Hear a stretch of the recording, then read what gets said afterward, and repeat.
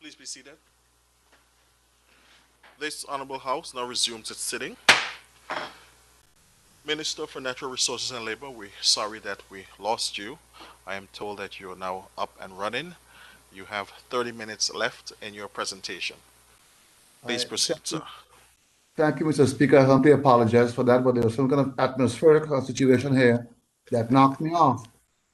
Okay. But, Mr. Speaker, I guarantee you I will not need 30 minutes to finish up my contribution. Probably take another 2 or 3 minutes to wrap up.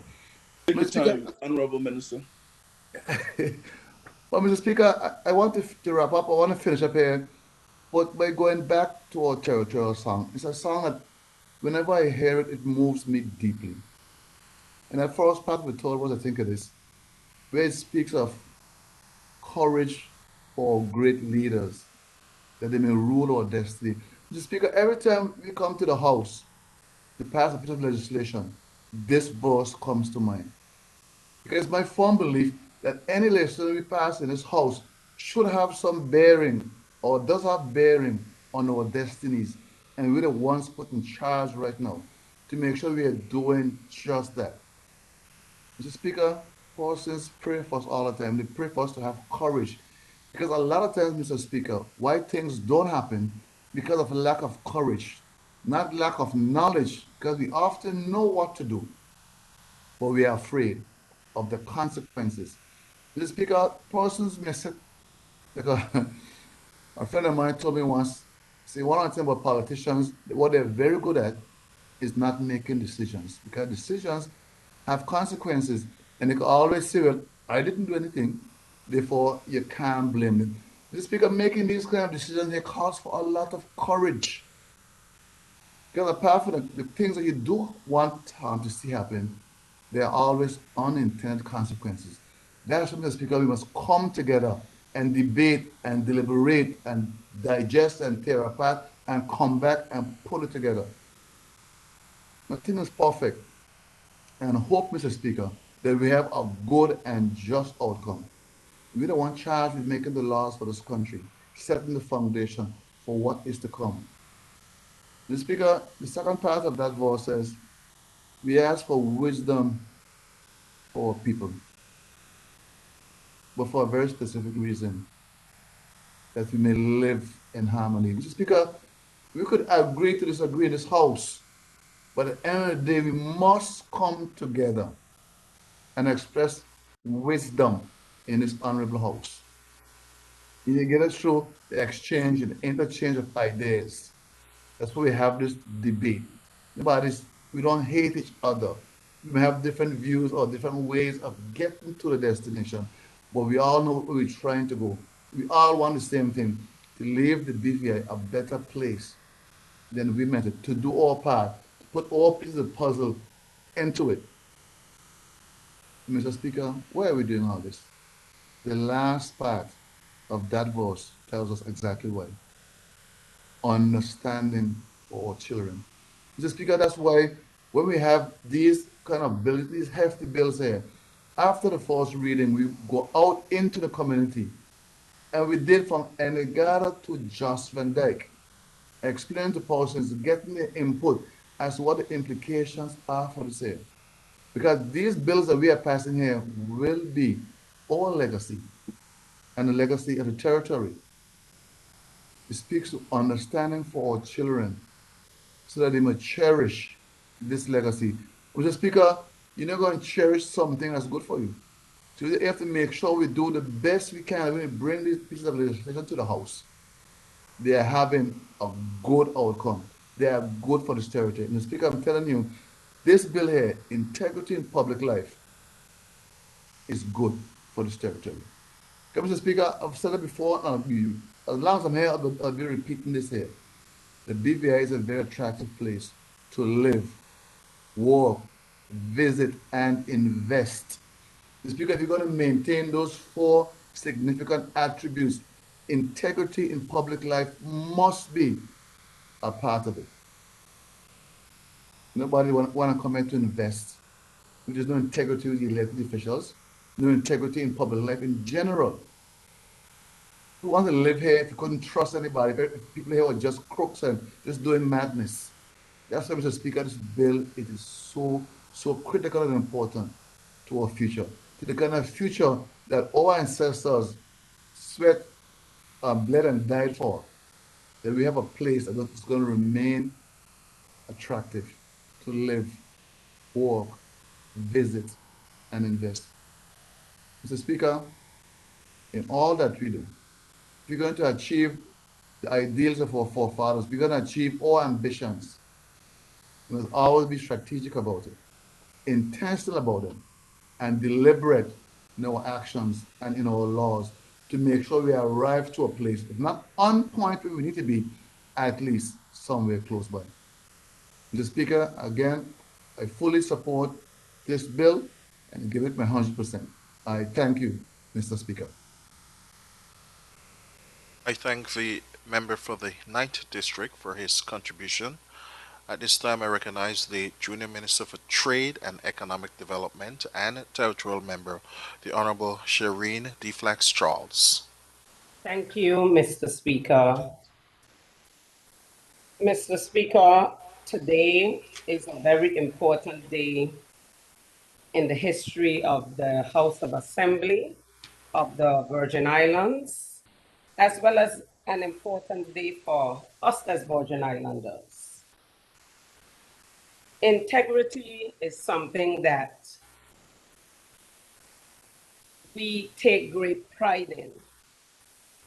And over the years, that is the one thing that I know from growing up as a child, Mr. Speaker, that sometimes was all we had. It was all we had. And so it is important for us to move this bill through the proper channels, Mr. Speaker.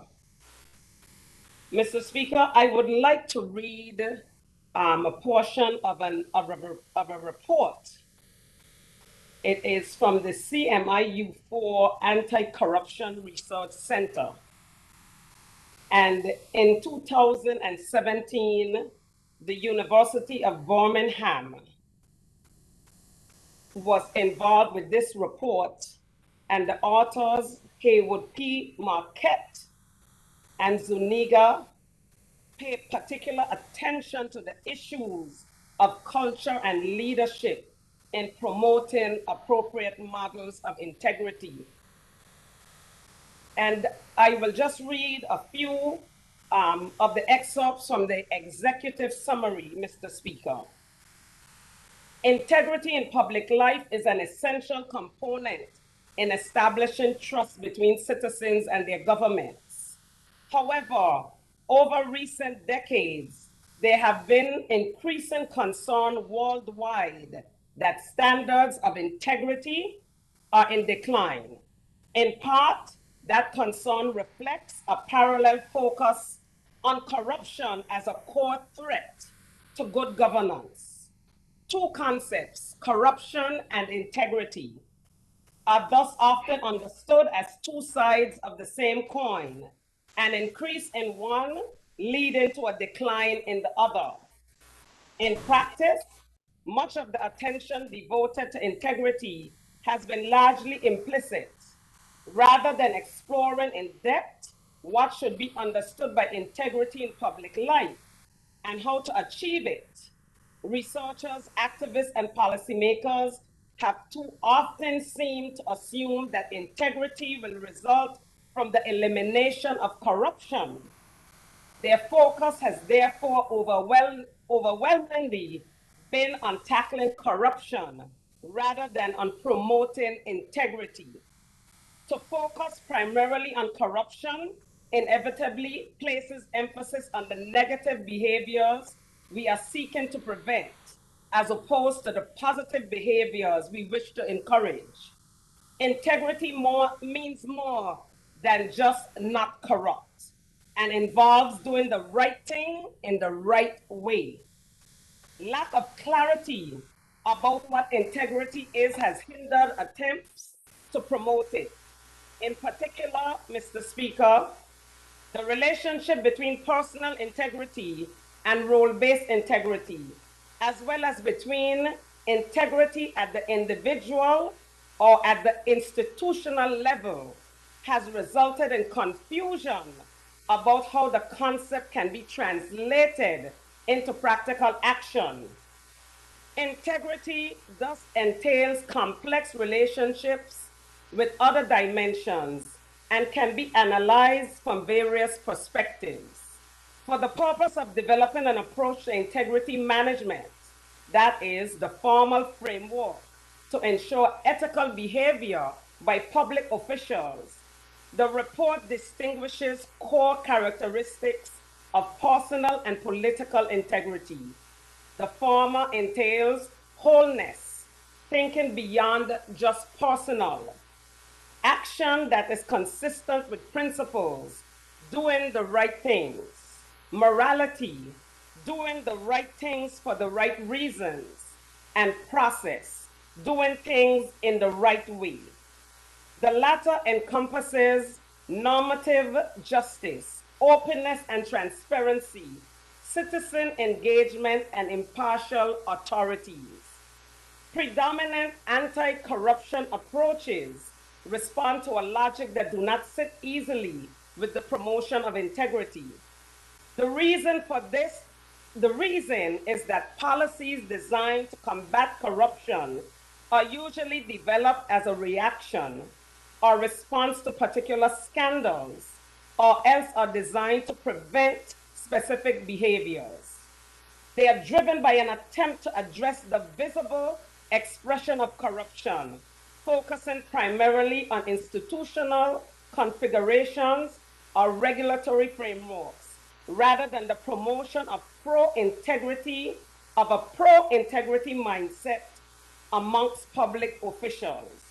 The report therefore addresses the issue of integrity management, focusing on what the OECD in 2009 has referred to as an implementation deficit, as well as on the relationships between compliance-based and values-based approaches to, to ensuring high standards in public administration.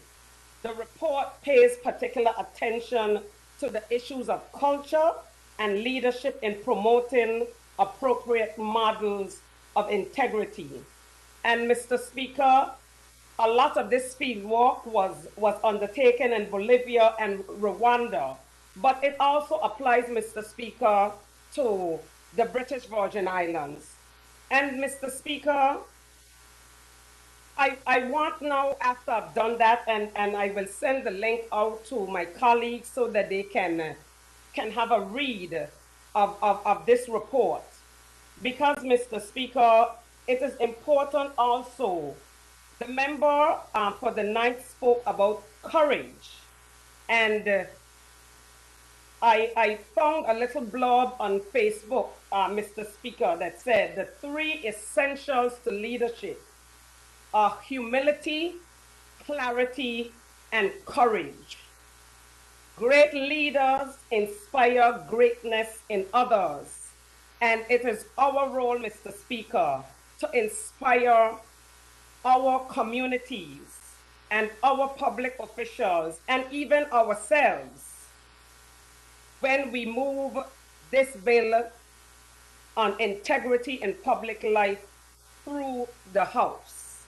Now, Mr. Speaker, I too believe that there are some gray areas that need a little work within this bill, but this will come during the committee stage, where we will rip it to pieces and make sure that it is right. Mr. Speaker, I must say though, the first reading of this bill was in April of this year, and we embarked on a series of public meetings, Mr. Speaker. We went throughout the territory.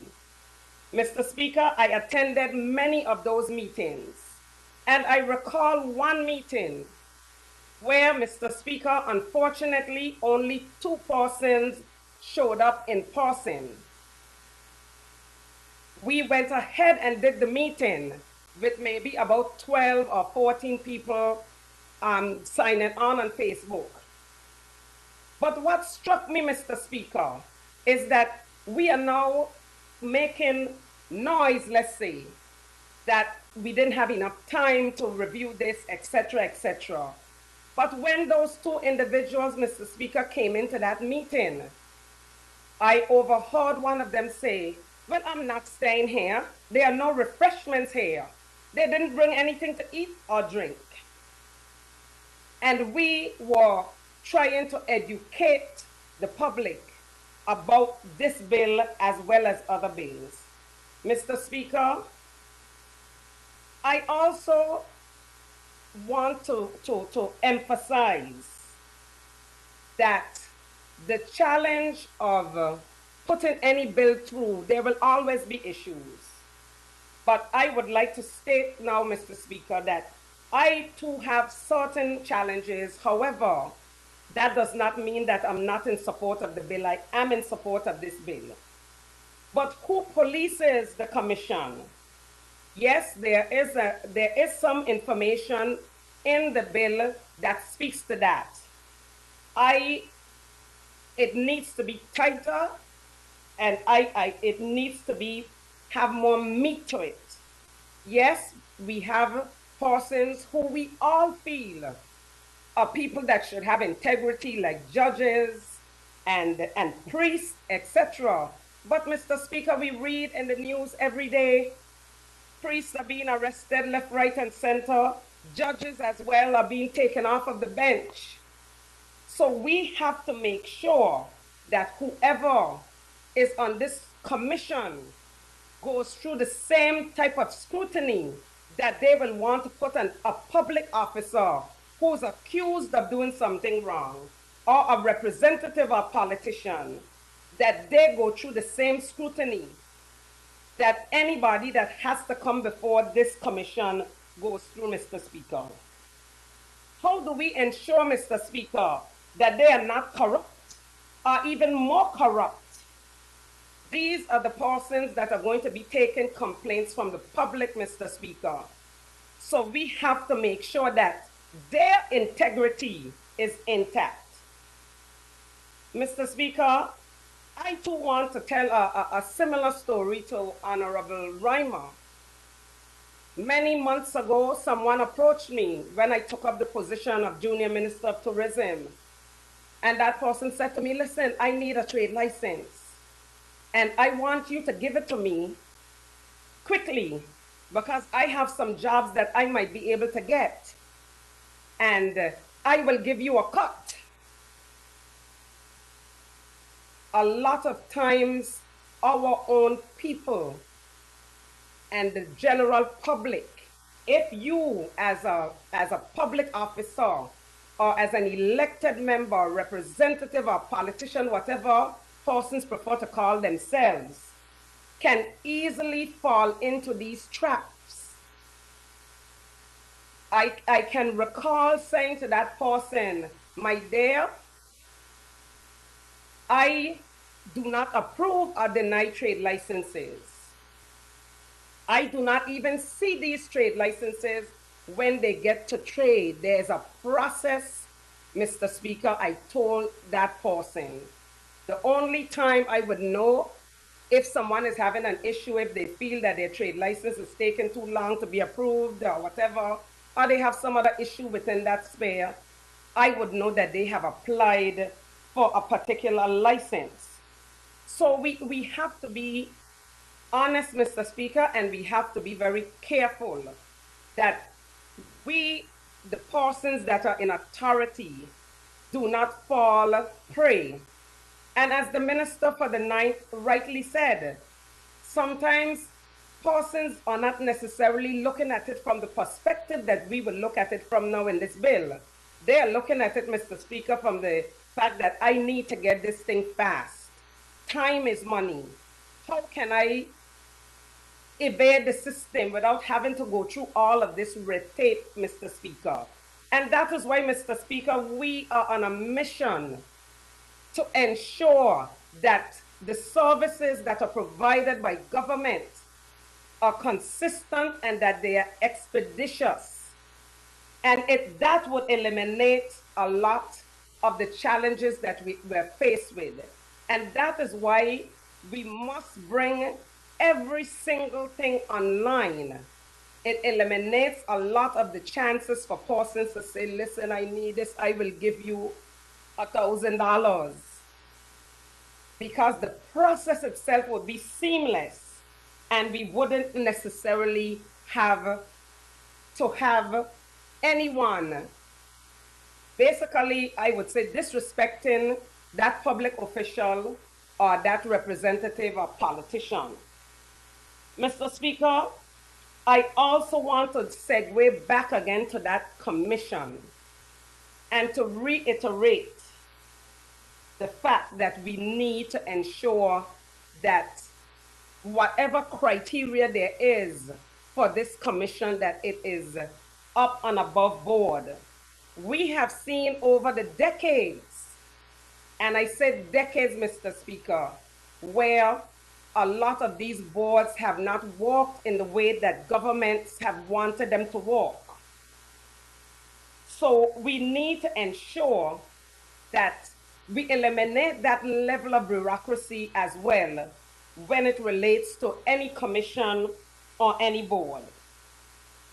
We have to ensure too that this bill, when we finish debating and we go into committee, that we pick it apart so that we don't compromise ourselves nor our country. And a lot of times, Mr. Speaker, I see it happening. A bill is passed, and this has been for years, for decades, Mr. Speaker. And somebody finds a loophole where they can now skirt around or evade what is in that bill. We have to ensure that. I've seen it happen in trade, Mr. Speaker, where licenses were denied, but somebody found a way to use a belanger, and I say use a belanger, in order to get what they wanted. And these are the things, Mr. Speaker, we have to guard against. We have to ensure that we protect our citizens, that we protect our public officials, that we protect our elected officials, and that they, all of those persons and individuals that I just mentioned, that we too understand what the rules and regulations are. And yes, Mr. Speaker, the Commission of Inquiry came before this could have been passed, but it's been out there for many years. And as we said, one of the 3 essentials for leadership, Mr. Speaker, is courage. And Mr. Speaker, I would go a step further and say that you have to have courage, you have to have guts, you have to have the balls sometimes to move these types of legislation through the House of Assembly. And some persons might not see what good it will do, Mr. Speaker, at this particular moment, until they might be in a situation where this will turn the tide for them. So, Mr. Speaker, courage is one thing, humility is another, clarity is in another sphere, Mr. Speaker, and that is where we will go when we go into committee to clarify the things that any member of the House of Assembly may have as it relates to this bill, integrity in public life.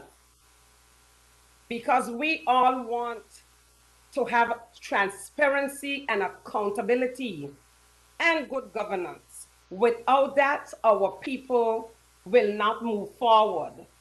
We will not be able as leaders to inspire our people and to empower our people to move to the next level. And Mr. Speaker, I just want to say before I close that what we are working towards is eliminating a lot of bureaucracy, but still following the rules. We have persons that get frustrated because they cannot get certain things done. The minister spoke about labor and immigration issues. There are plethora of issues, Mr. Speaker, out there.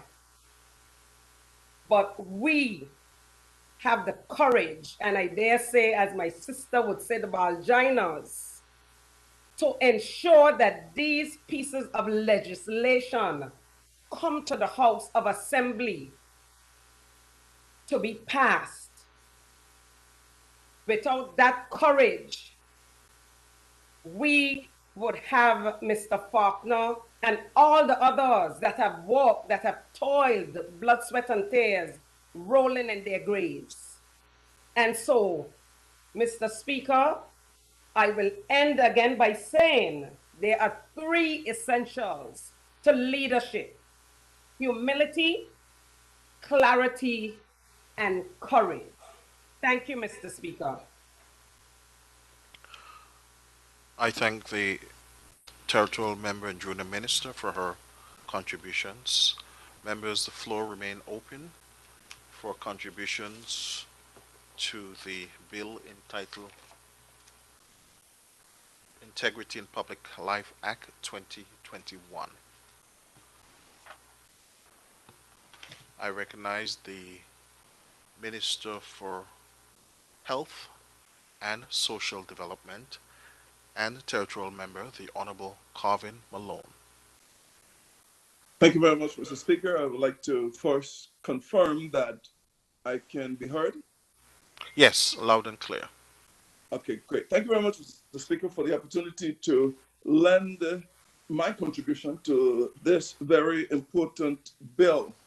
I must give God thanks for taking us through this particular sitting, as it has been one in which we have gone through many a days, but each of them very critical in the particular what they offer us towards this very important point. Mr. Speaker, as usual, I like to give a particular view as to how I approach my contribution.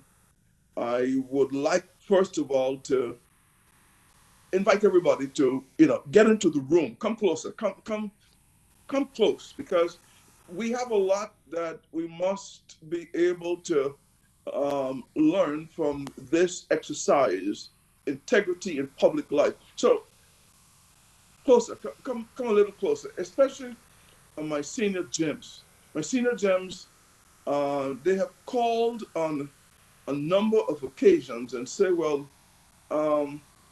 we like some of the issues being brought out, but the way in which they're brought out, we feel that you must not take on every issue, and then it sounds as if you are um, degrading or quarreling in the House of Assembly. And so, especially the elders, come close, because we want to make sure that you understand what we are trying to do here with this specific bill that will be an act once ascended. I want also to invite juniors or particular youngsters to get closer, get into the room. You can appreciate what we're going through, because this is very critical, and there are going to be two parts of it. So I must give, unlike the honorable member for the seventh, where he was given excuse to the member for what he might say, I give no such excuse, but I give excuse to my seniors and to my juniors, because it's oft that too many of us play for the sound bites in this. And as legislators, as members of the House of Assembly, Mr. Speaker, we must uphold the integrity of the House. This is a bill that we're passing, isn't it? Integrity. So we must not seek to mislead our public, and we must not seek to say things that we know might not be so. We cannot, Mr. Speaker, divorce ourselves from either reality or truth, because, like the North Star, the truth cannot move. If it moves, then the sea will not know where to stop at the shore, Mr. Speaker.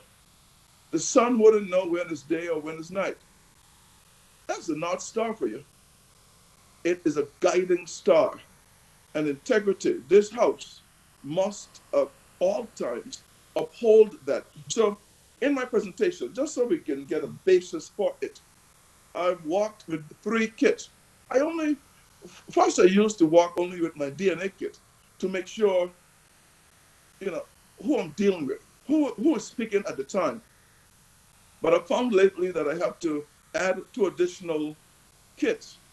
One is the breathalyzer, and the other is the polygraph. I think it is the polygraph test, because when we look at these 3 kits, we basically can get to the nitty gritty of what we are dealing with. I My blood pressure monitor is always on my side, so at the end of the day, we don't, everyone walk with that or have that in their home right now. But those 3 kits will come in handy today. Who are we dealing with? The polygraph and the breathalyzer, Mr. Speaker. Because why do I say that? I said because yesterday in the debate, when the honorable member for the third was presenting, in fact, he learned very late that there was a 1 hour time frame. I didn't know of it either, so I had intervened and I had said that I would rather, for this very important discussion, we have no time limits, but I lost it. I was even scolded by the speaker for intervening without coming in and saying that we needed to have my intervention. So I apologize for that. I also tried to intervene when the member for the second was making his presentation, because there were things in there that I must now address, because I was not given the opportunity to make the particular corrections. Mr. Speaker, there are too many times that when this camera goes on, you could be anywhere in Broadway or Hollywood, because there seem to be lots of actors. And I say that only because this could be the only reason, because I don't think I have to pull out my DNA kit for that, because it is clear to see that we're dealing with folks who seek to divorce themselves from reality, the truth, and transform themselves into somebody else.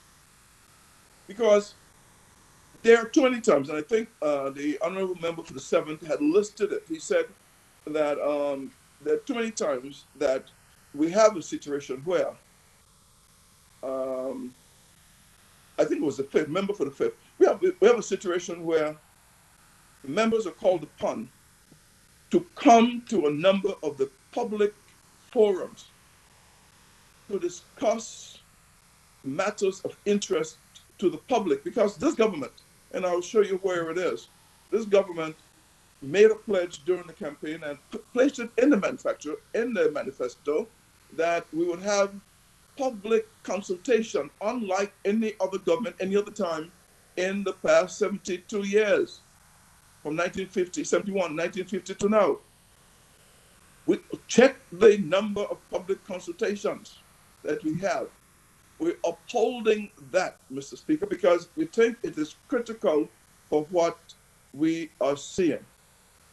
So when the honorable member for the second could come and tell the folks that this particular bill came up like Nicodemus in the night. I think that's a character he referenced. Um, how could it be that he's saying this, Mr. Speaker? Because I will show where it is not so. I will show where he is aware it is not so. Mr. Speaker, we cannot seek to misinform the public. Yes, not because you may feel that in a district you have secured your 550, 600, 650 votes and you need not worry about it. It means that you can then come and just throw things out in the road. I have said before, and I have taken it back, I would not seek to call it a tri-party opposition. But when one look at some of the things that they're battling on that side, one, you have a particular debate which speaks to the merits of the particular bill, one, in which you seek to continuously avoid coming and participating with any of the discussions that this government will have.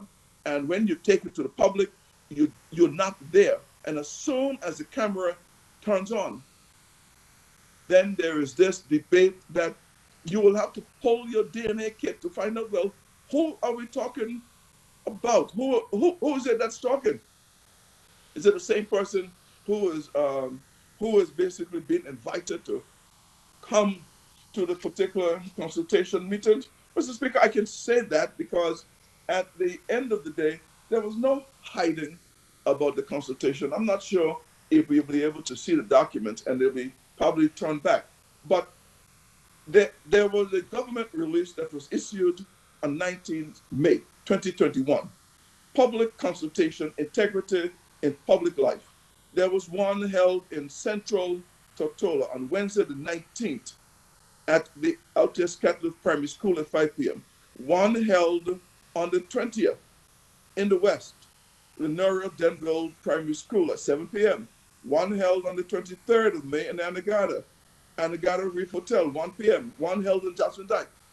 Tuesday, 25th May at Foxy's, 11 a.m. There was one held on Public Eye, Tuesday, the 25th May, 7 p.m. Public Eye. There was one held in Virgin Gorda. Wednesday, the 28th May, we have Catholic Community Center, Virgin Gorda, 5:30 p.m. And there was one held on East End, Wednesday, the 26th May, Island Parsons Auditorium, 7 p.m. Mr. Speaker, if we are trying to hide from the public what we are doing with this bill, we did a poor job of doing it. We did a poor job of hiding what we had intended to do with this integrity in public life. Because with so many public meetings and you're still hiding, you have to have had a poor mark. But I'll tell you where the poor mark comes in. The poor mark comes in the attendance in most of these sessions. I can almost say it was a 0% when it comes to this bill. But in most of the other critical bills that come before the House and most of the other public consultations, I'm uniquely qualified to say that when it came to a number of the sessions to be held as regards to the global pandemic, COVID-19, we would call sessions, and and the grade from the tripartite opposition was 25%. One out of four members could be seen as showing up. One out of four, 25% grade in most of the meetings that we called. 25% is failing, Mr. Speaker. It's a failing grade, 25%. And then when the camera goes on, they will tell you that they're not consulted. They have no idea what is happening. We don't know what it is. We are yearning for the good old days when the governor was in charge, and he kept all of us informed during the days of the storms of 2017. Yes, he held the government until sometime 2018. That is what we want. We want to be responsible to our people because at the end of the day, we have fought every step of the road, every initiative that we had to put in place, Mr. Speaker, for this global pandemic has been fought in the very House. You don't need the lockdown. You don't need the curfew. You don't need to be spending money on feeding the particular folks. You don't need to spend money on accommodation. You don't need this. You don't need that. We give the particular. Um, I remember not too long ago we gave the particular accounting as it relates to the Ministry of Health what was done with the monies. Yet members, leaders of the opposition will come and tell you he doesn't know where a penny went to. He have asked for it a million times, and no one can tell him.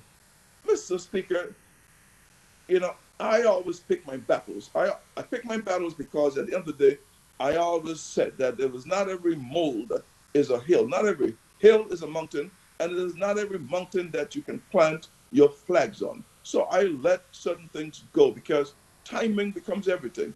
We have a particular country in which we have to keep safe. You understand that we are going to hell in a handbasket. USVI and Antigua and St. Martin and St. Vincent, all of them are eating our lunch. Our yachts are going and they will never come back. When the yachts come back, the mega yachts will never come back. When the mega yachts come back, I don't know what they'll say now. Because at the end of the day, we have proven that if we keep our country safe, if we adhere to the protocols, we can then have all of what we need in order to have lives and balanced livelihoods. And in the interim, Mr. Speaker, the 21 months of which we speak, we have had the challenges of, Mr. Speaker, we had to divert tens of millions of dollars in order to keep get our health services to where we are accredited and we can now house. We're now up to 8 persons in that third floor ward. We want to keep it empty, but we have a growing number of positives. We have a growing number of people going into the hospitals.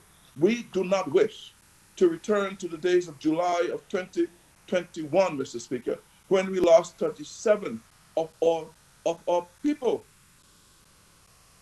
Mr. Speaker, I've seen mothers cry. I've seen sisters cry.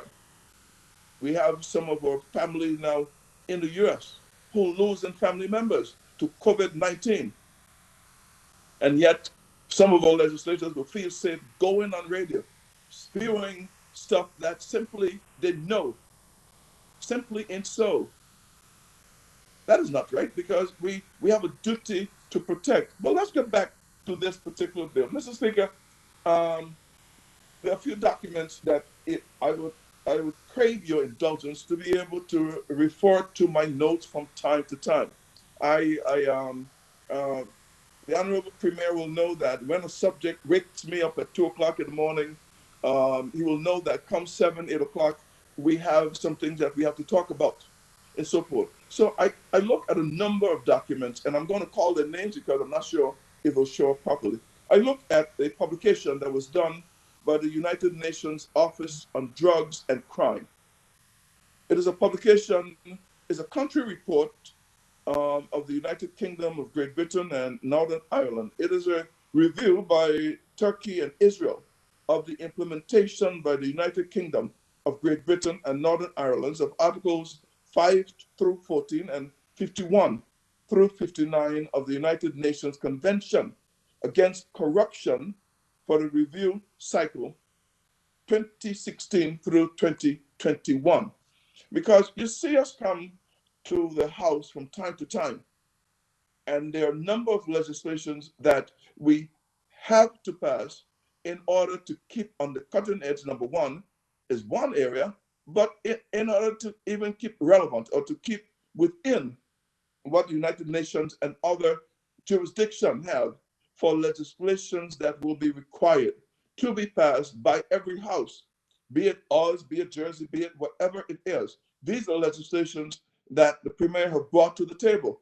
So to tell the people of the Virgin Islands that we wake up one night and all of a sudden, in order to say we pass bills, we want to just come and then keep us in the house, and these bills must be passed so we can then put these in a feather, in a cap. It is not so. And the people of the Virgin Islands, this is why we invite our elders to come closer, our youngsters to get closer, so we can have a keen understanding as to what we are faced with.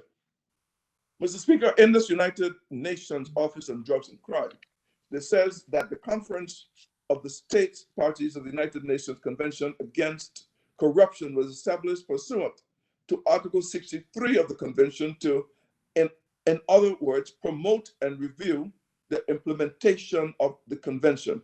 In accordance with Article 63, Paragraph 7 of the Convention, the conference established at its third session held in Doha from the 9th of to the 13th of November 2009, the mechanism for the review of implementation of the convention. The mechanism was established in pursuant to Article 4, Paragraph 1 of the Convention, which states that the states parties shall carry out their obligations under the Convention in a manner consistent with the principles of sovereign equality and territorial integrity of states and non-intervention of the domestic affairs of other states. The review mechanism is an intergovernmental process whose overall goal is to assist states in implementing the convention. The review process is based on the terms and references of the review mechanism. Mr. Speaker, it goes on to look in terms of the process and the scope of the review.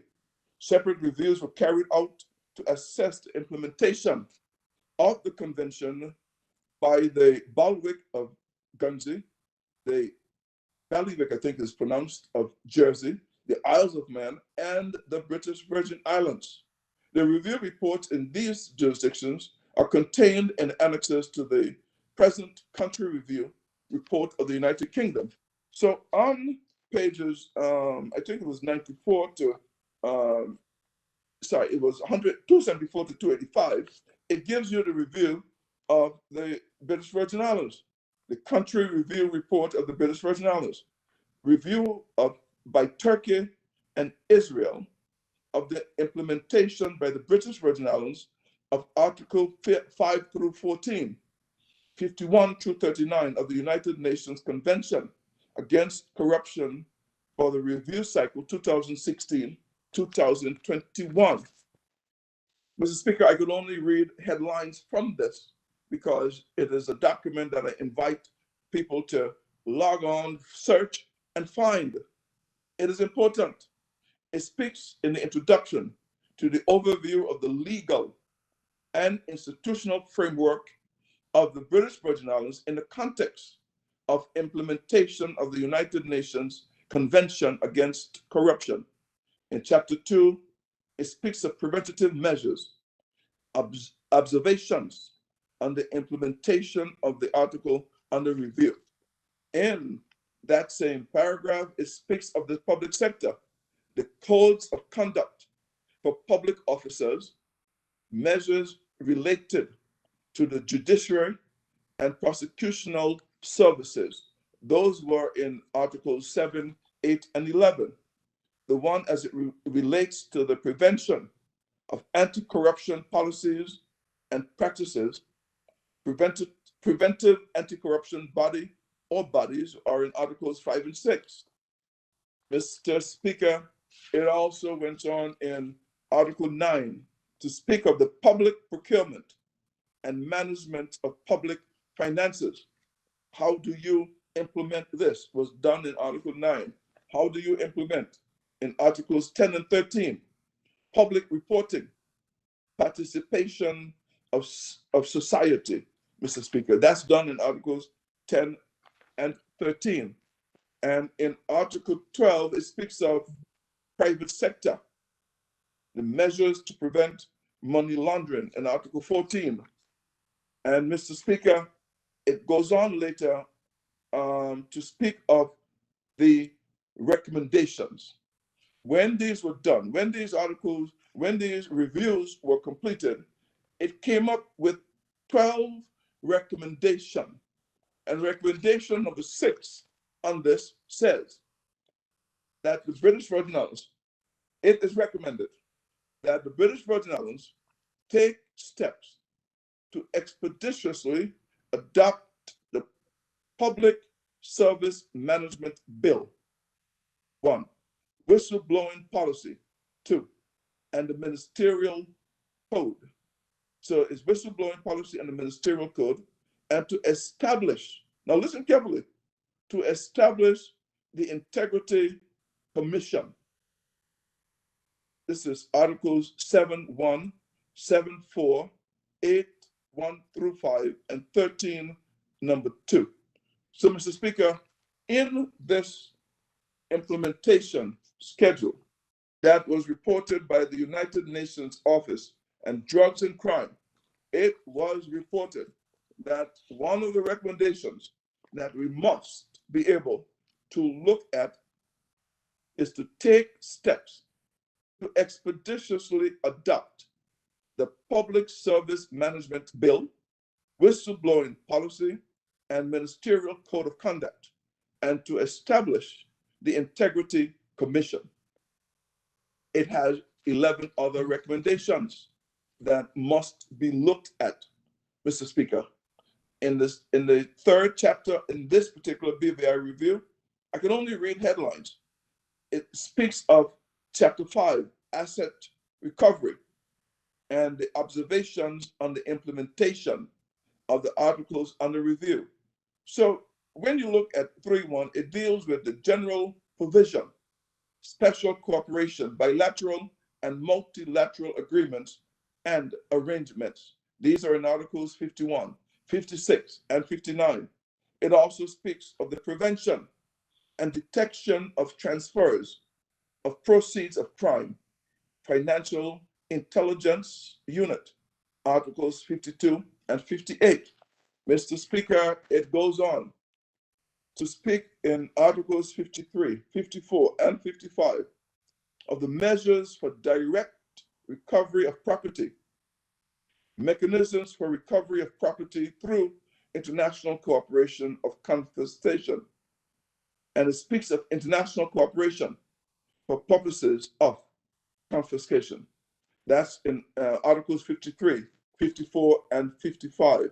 And in Chapter 57, or Article 57, Mr. Speaker, it speaks of the return and disposal of assets. This is in the review that was here. It is there for everyone to see. I know that those persons directly responsible for it, they know of it, and they will have to put these measures in place. The challenge of implementation, there were 9 recommendations made in the challenges to this implementation of these. I could only read 2. There were 9. Consider expanding financial disclosure requirements beyond elected officials to other categories of public officials. That's in Article 52.5.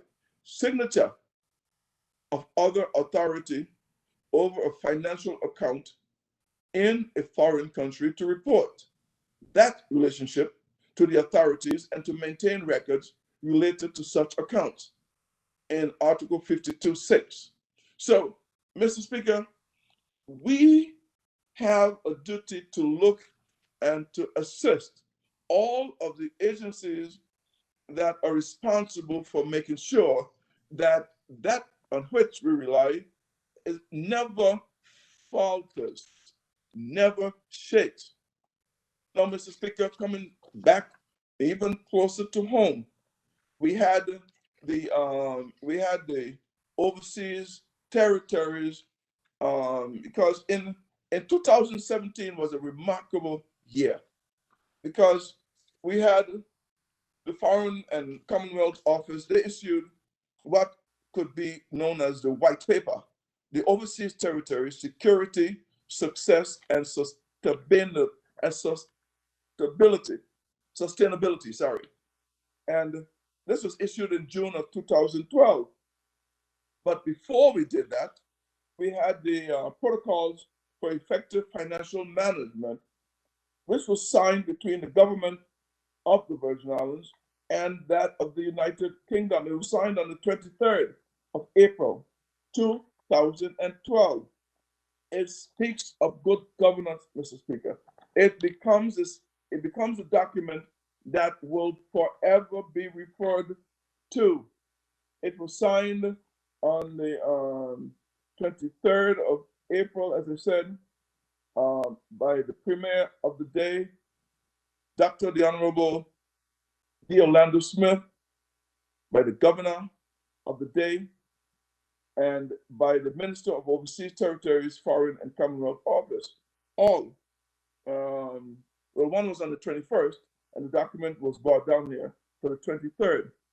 Mr. Speaker, these are the principles by which we are now being judged. But in that same year, the white paper came out in June of 2012. It gives you, Mr. Speaker, a number of, this whole concept of the family emerged after 2012. We are a family forever and a day, Mr. Speaker. United Kingdom's 14 overseas territories are an integral part of Britain's life and history. Today, they include one of the world's richest communities. It says Bermuda, and the most remote community. They include thousands of small islands, vast areas of ocean, but also in Antarctica, it lands 6 times the size of the United Kingdom. And Mr. Speaker, when we look at the white paper, there are areas of specific interest. In page 60 of that document, Mr. Speaker, it speaks of the British Virgin Islands and the protocols for effective financial management. It says that in April 2012, the BVI government signed the protocols for effective financial management with the United Kingdom government. At the same time, the BVI government undertook to strengthen its public financial management legislation and return its public finances to a sustainable footing in the medium term. The United Kingdom welcomed the commitment. This represents to accountability, transparency, and prudent financial management. This is what was captured in the Overseas Territories paper. It speaks of what good governance means, Mr. Speaker. It speaks of transparency. It speaks of the tax system and the revenue base that we must uphold. It says, in terms of the meeting the standards of cooperation, it deals with borrowing, financial reserves, tackling corruption is one of the areas that it tackled, Mr. Speaker. The United Kingdom is committed to taking strong action to combat corruption and expects the territories to do so. Bribery must have no place in British business, at home or abroad. The UK Bribery Act of 2010 provides a robust legal framework to combat bribery in the United Kingdom and internationally. It applies to British citizens, including in the territories. It leaves nobody out. The United Kingdom is also committed to implementing international standards, such as the United Nations Convention Against Corruption and the OECD Anti-Bribery Convention. The UK expects the territories to adhere to relevant standards and to put the necessary legislation in place so that these conventions can be extended to them. Mr. Speaker, the many legislations of which we're now being chided about is in all of these documents. If the Premier had failed to bring these to the table, then the coalition would have been taken foot today as we speak. So what did we do as a group going into the 2019 elections, Mr. Speaker? We had, well, before then, but I'll jump and then I'll actually revert back to 2017 again. Because in the manifesto, in the Virgin Islands Party manifesto of 2019, Mr. Speaker, we were able in Section 8 of the manifesto to deal with the issue of governance. It deals with our commitment for good governance, transparency, and accountability. It speaks of the participation of stakeholders. It speaks of wider consensus that we would take it to the people, Mr. Speaker. It speaks of accountability to the people, transparency, responsiveness, effectiveness and efficiency, rule of law, equity and inclusivity, the constitutional development. The Virgin Islands Party government will establish a permanent committee to review the workings of our Constitution and to make timely recommendations for changes in anticipation of a constitutional review. Implement the recommendations concerning change have been identified.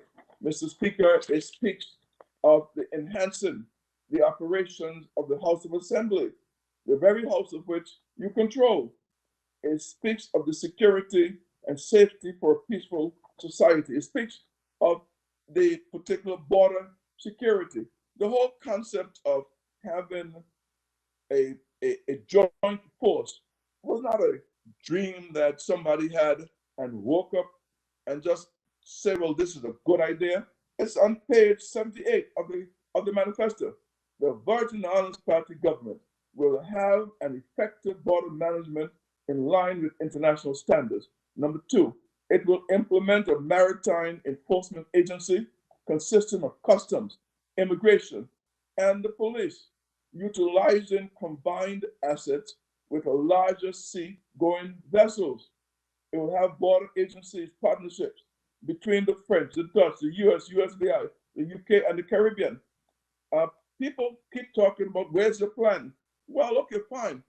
We will have to, Mr. Speaker, reissue, redistribute the manifesto of the Virgin Islands Party, because when I look through it from time to time, when I looked through it last night again, I said, well, why would folks keep trying to confuse people to that there are no plan of actions? Section 8 deals with governance. And you have a number of other sections in the manifesto, which, even from our very own team, if you go through the manifesto, it have a point for point distribution of how we would enhance our British Virgin Islands. So what did we do as it relates to this, Mr. Speaker? If you go back to 2017, the OECD, the Organizations for Economic Cooperation and Development, they published a very important piece on public integrity, and they included us in this, in the OECD recommendations. It included by name the British Virgin Islands. It says about the pillars that corruption is now being reported as the number one concerns by citizens, causing more concerns than globalization or mitigation. So when you look at the concerns have become fears, where are the 5 areas they say people are concerned about? Corruption heads the list. There's 69% of persons concerned, 40% are fearful. So corruption, globalization comes in after that. Erosion of social values comes in after that. Immigration comes in after that. Pace of innovation comes in after that. Mr. Speaker, the OECD also went on and speaks of public integrity, refers to the consistent alignment of and adherence to shared ethical values, principles, and norms for upholding and prioritizing the public interest over private interest in the public service. Mr. Speaker, the OECD, it speaks of a strategy for public integrity and the OECD recommendations. They give recommendations of which you can follow, Mr. Speaker. So all of these recommendations are highlighted.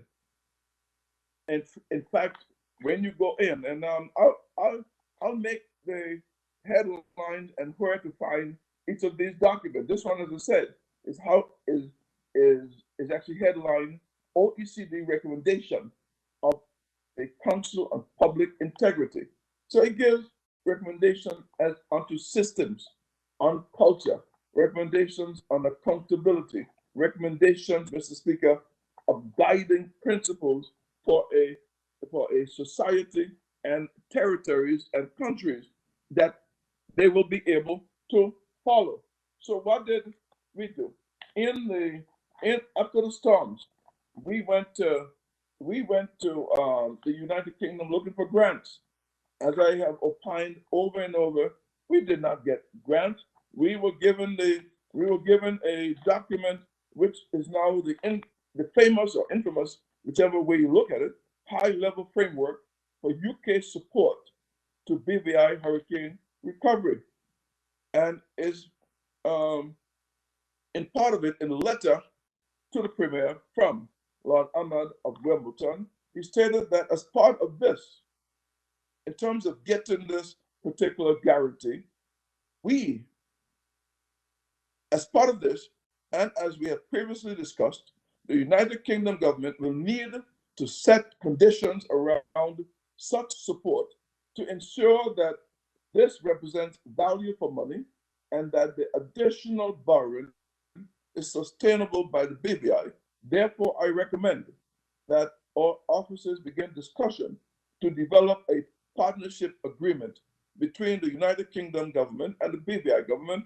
in the margins of the upcoming Joint Ministerial Council meeting. This was issued on the 24th of November.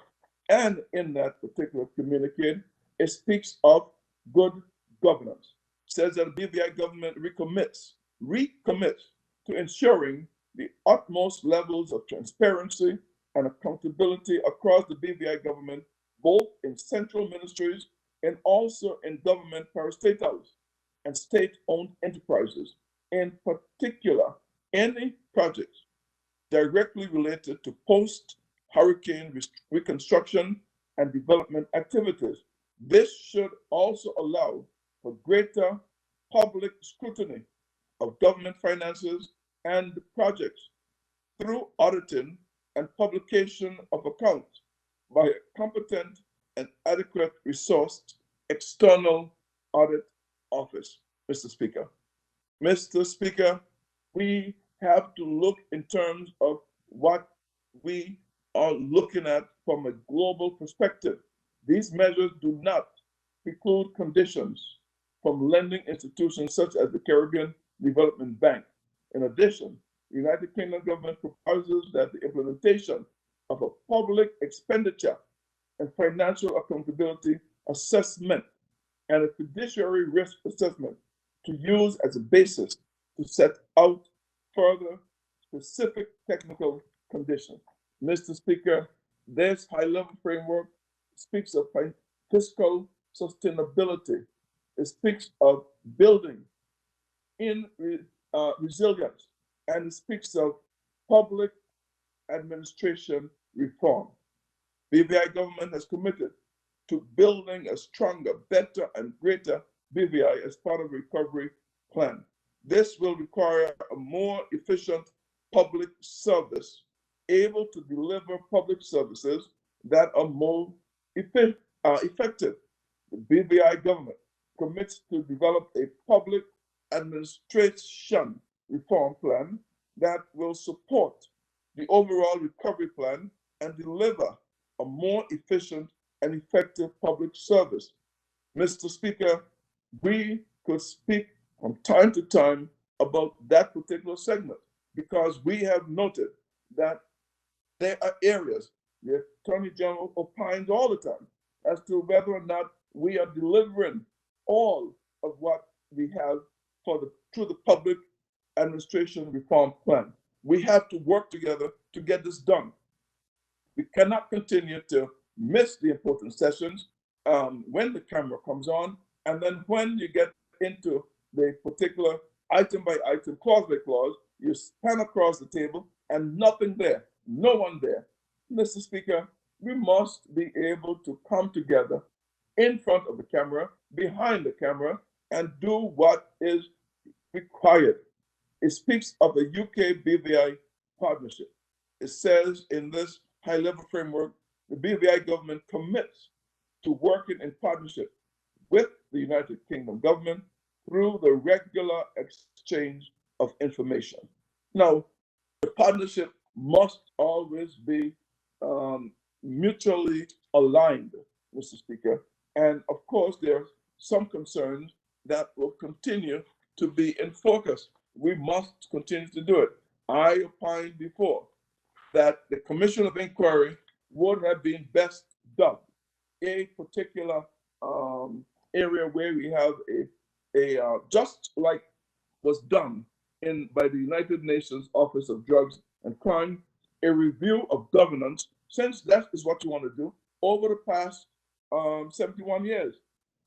But to come and put 3 years of work and put it into a 6 month period, have senior civil servants um, in ways in which they will rather not be, because at the end of the day, there's nothing to hide in there. And if there's something to hide, well, then let's find it, because we must look forward to the next 71 years, not look back to see, if we go in there again. We must look forward, because if we're going to have governance by our people, for our people, we must have the confidence of all of our people, Mr. Speaker.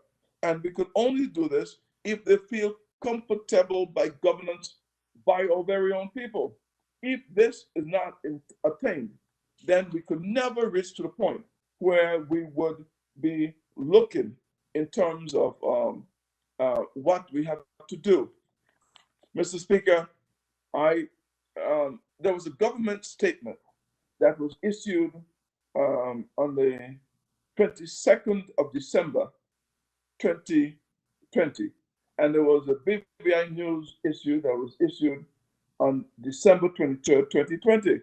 The statement, of which I will read, is by the Premier and Minister of Finance, Honorable Andrew A. Foy, on the Integrity in Public Life Act 2020, 22nd of December 2020. My dear Virgin Islands people, good day and God's blessing to you and your family in this holy Christmas season. Your elected government continues to take initiative and exercise leadership in putting measures in place to strengthen the good governance framework of our territory. During my time in opposition and during the campaign leading up to February of 2019 general elections, I trumpeted the need for long outstanding legislations to strengthen the accountability of public officials and to guide against misconduct and abuse of the office. My team and I pledged that if given the opportunity, we would ensure that this legislation go from being a discussion to being a reality. One such step is the passage of the Integrity in Public Life Act 2020, which is currently a bill and recently came before Cabinet as recent for recommendations on 18th December 2020. This draft legislation was prepared and submitted to Cabinet on the initiative of the Premier's office.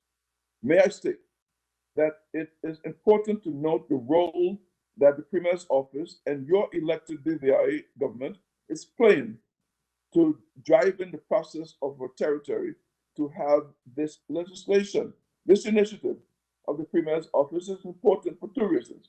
One, it represents our continued maturity as a people who have long been in control of our affairs. Two, it represents a commitment to strengthening governance, which requires the importance of being a stable economy. The Integrity in Public Life Bill maintains priority on your government's legislative agenda. In fact, by the first quarter in 2021, this bill will be back before Cabinet for final consideration, then before the House of Assembly, and then wait for the assent by the governor. Your elected government believes in promoting and enhancing ethical conduct standards.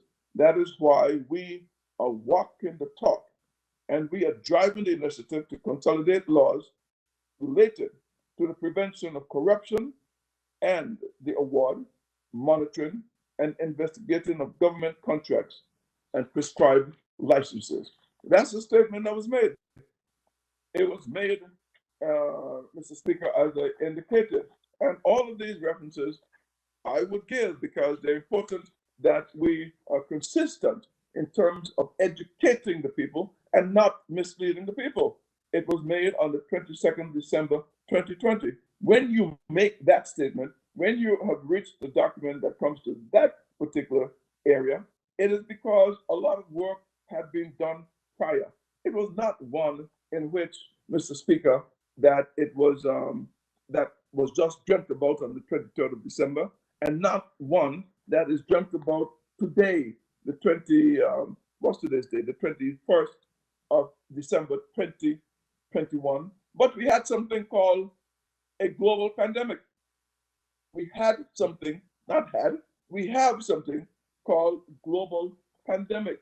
And because of the global pandemic, Mr. Speaker, a lot of what was in the manifesto, a lot was what was being planned, Mr. Speaker, had to be put on the burner because we either, in fact, I don't even put on the burner because I've never, well, I've never been in, I've never been to the House of Assembly before, but the number of days a member is going to chastise and say, we want to just rack up days in the House. I want to rack up days in the House. If you meet Wednesday and Thursday this week, I'm not sure if I'm here because I'd rather be out getting ready for Christmas with the family. But these things are important. So we have to keep pushing them forward, Mr. Speaker. And this is what is important. Now, as it relates to the integrity in public life and to the public consultation, this was done. The particular BVI News. BVI News, if there is 10 a free minutes. 10 minutes. Thank you very much. If we look in terms of BVI News, you can term it in one. News articles that are, quote unquote, love the government so much you can't find any fault. News articles that don't like the government, you could find no good. And those that are neutral. I don't know where the BVI News fits in, but it is said. It says to us that Premier, this is an article that came out on December 23rd, 2020. It says Premier Andrew Foy has made a stern promise that his government will be moving to have integrity in public life bill passed through the House of Assembly by the end of March 2021. The legislation is something that Foy had promised during his 2019 election campaign. The Integrity in Public Life Bill maintains a priority on your government legislation agenda. In fact, by the first quarter of 2021, this bill will be back before Cabinet to for final consideration, then before the House of Assembly, and then wait for the assent of the governor, Foy said in a press statement on Tuesday. I read the press statement that he read. It was picked up by the BVI News. Mr. Speaker, this particular, the deputy governor and the premier office collaborated on this particular document. Are there areas in there that must be changed? Yes, because I am going to hold responsibility for me and my family. But what my brother and sister do, I cannot let my term in office be used by them for illegal gains. But I cannot be held responsible for all of their actions. I had a pet called Smokey. I had to leash him so that if anyone comes to the house, he doesn't attack them. But my neighbor's dog, how can I be held responsible for him? My brother's puppy, how can I be held responsible for him? So we have to look at these particular areas and come and bring them into light. This is why I said to honorable member for the third district, I am interested in everything that you're saying because there are areas of concern that we can all learn from.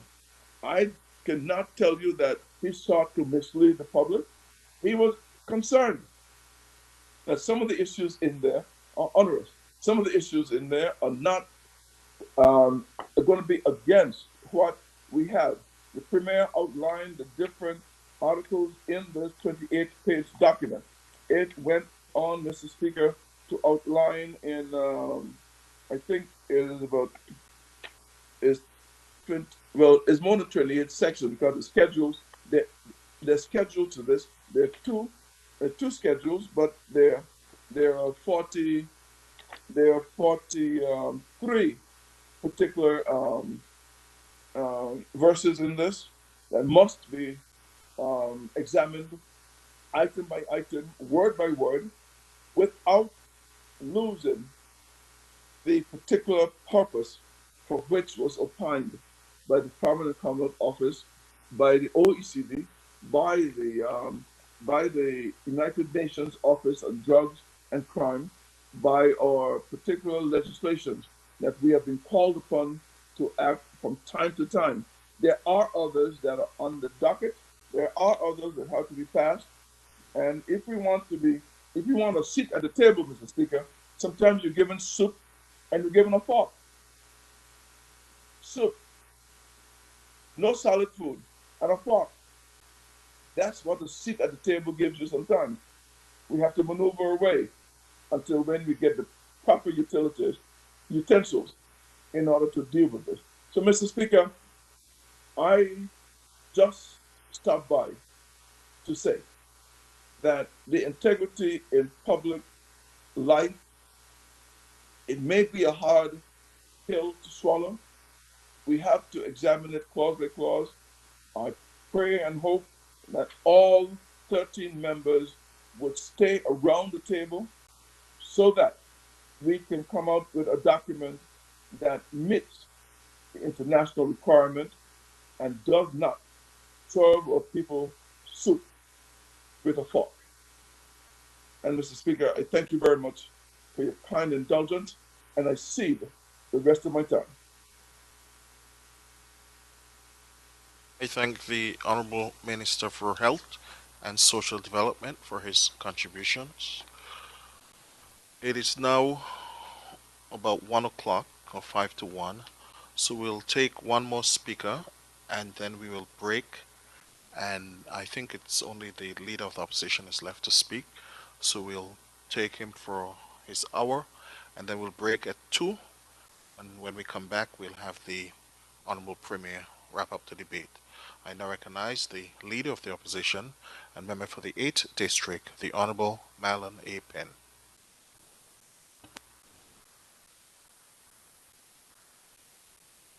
Good afternoon, and thank you, Mr. Speaker, for the opportunity to make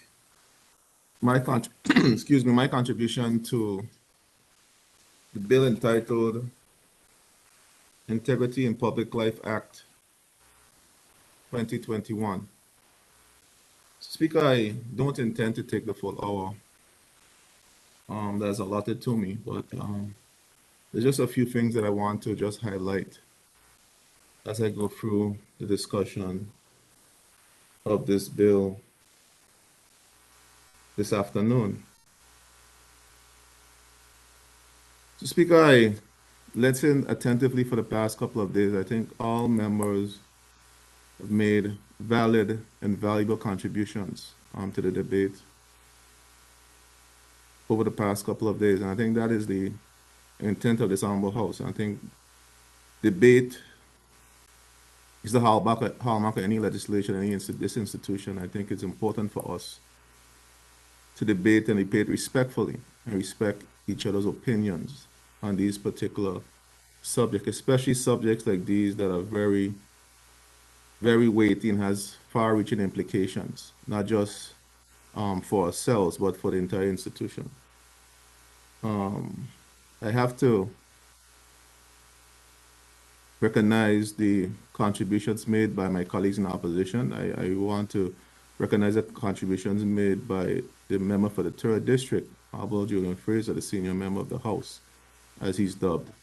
And he proved that, and I had the privilege, him and I went through the bill together, and he made some very salient and succinct points on the particular concerns that were raised in the House. And I wouldn't go over all of them in depth, but there's some particular concerns I think is important for us to reinforce, so that when we go into committee stages, we are very clear and we look more in depth at those particular concerns to ensure that we are indeed sure about some of these particular clauses that we're putting into enshrining into legislation.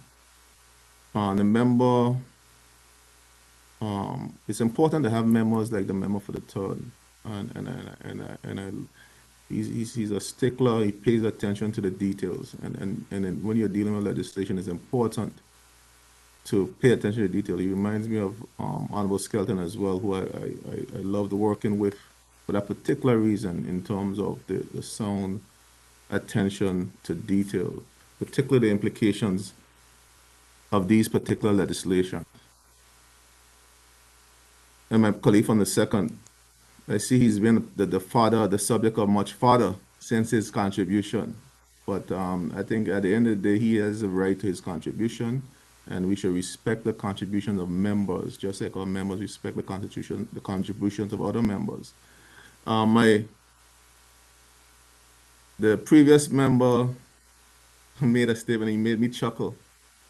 The previous speaker, he made me chuckle. That when the cameras come on, the actors come out. It made me smile as I listened to him. He put on a performance that Denzel Washington would be proud of.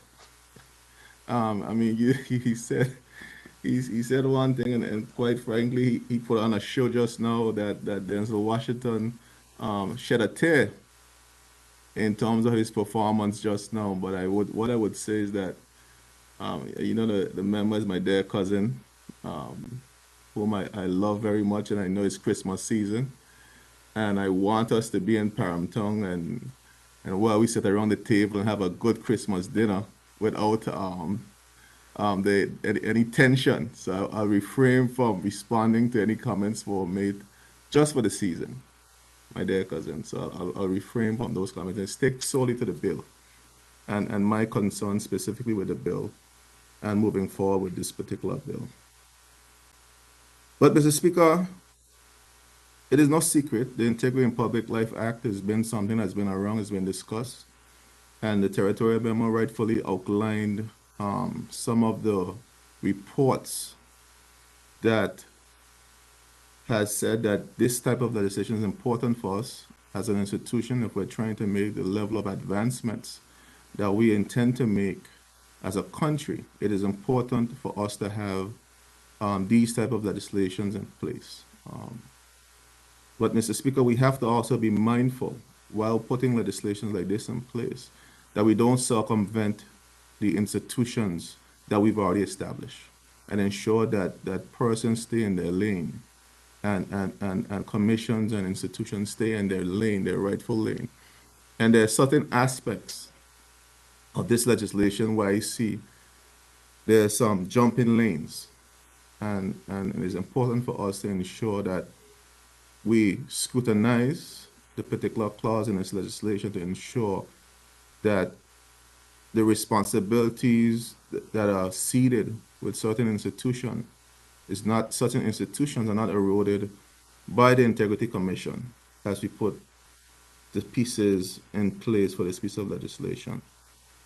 So, Speaker, one of the concerns that I've always raised and a concern that I still have is that when we're doing legislations, specifically legislations that has such far-reaching implications like this, that it's important for us as legislators to sit down in a room, not in a public meeting, not in a public setting, but in a formal meeting to sit down and go through with the technocrats, with the documents that the Honorable Member referred to earlier, in a closed-door session to ensure that we're all in the same level of understanding in terms of what some of the clauses are intended to do and what are the implications, not just for ourselves and our families and persons that are close to us, but the implications for the citizens that we represent. That is important.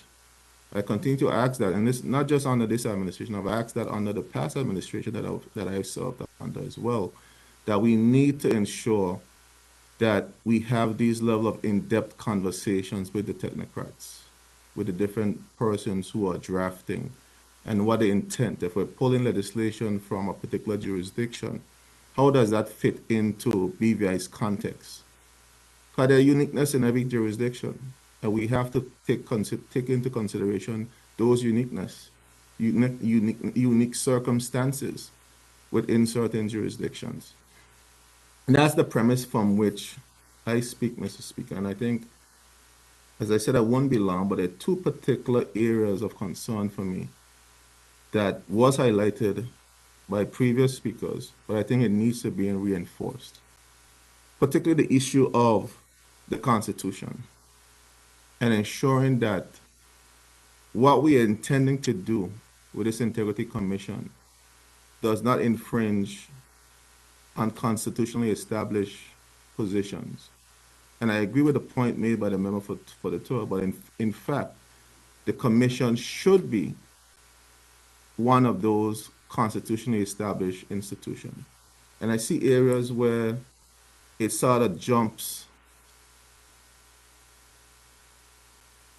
the fence and infringes on some of the responsibilities of some of those institutions. There's a similar concern that I had with the contractor general legislation, and some of the powers that were vested in that legislation were powers that were vested with the Auditor General, and it sort of infringed on the powers of the Auditor General, which is a constitutionally established position.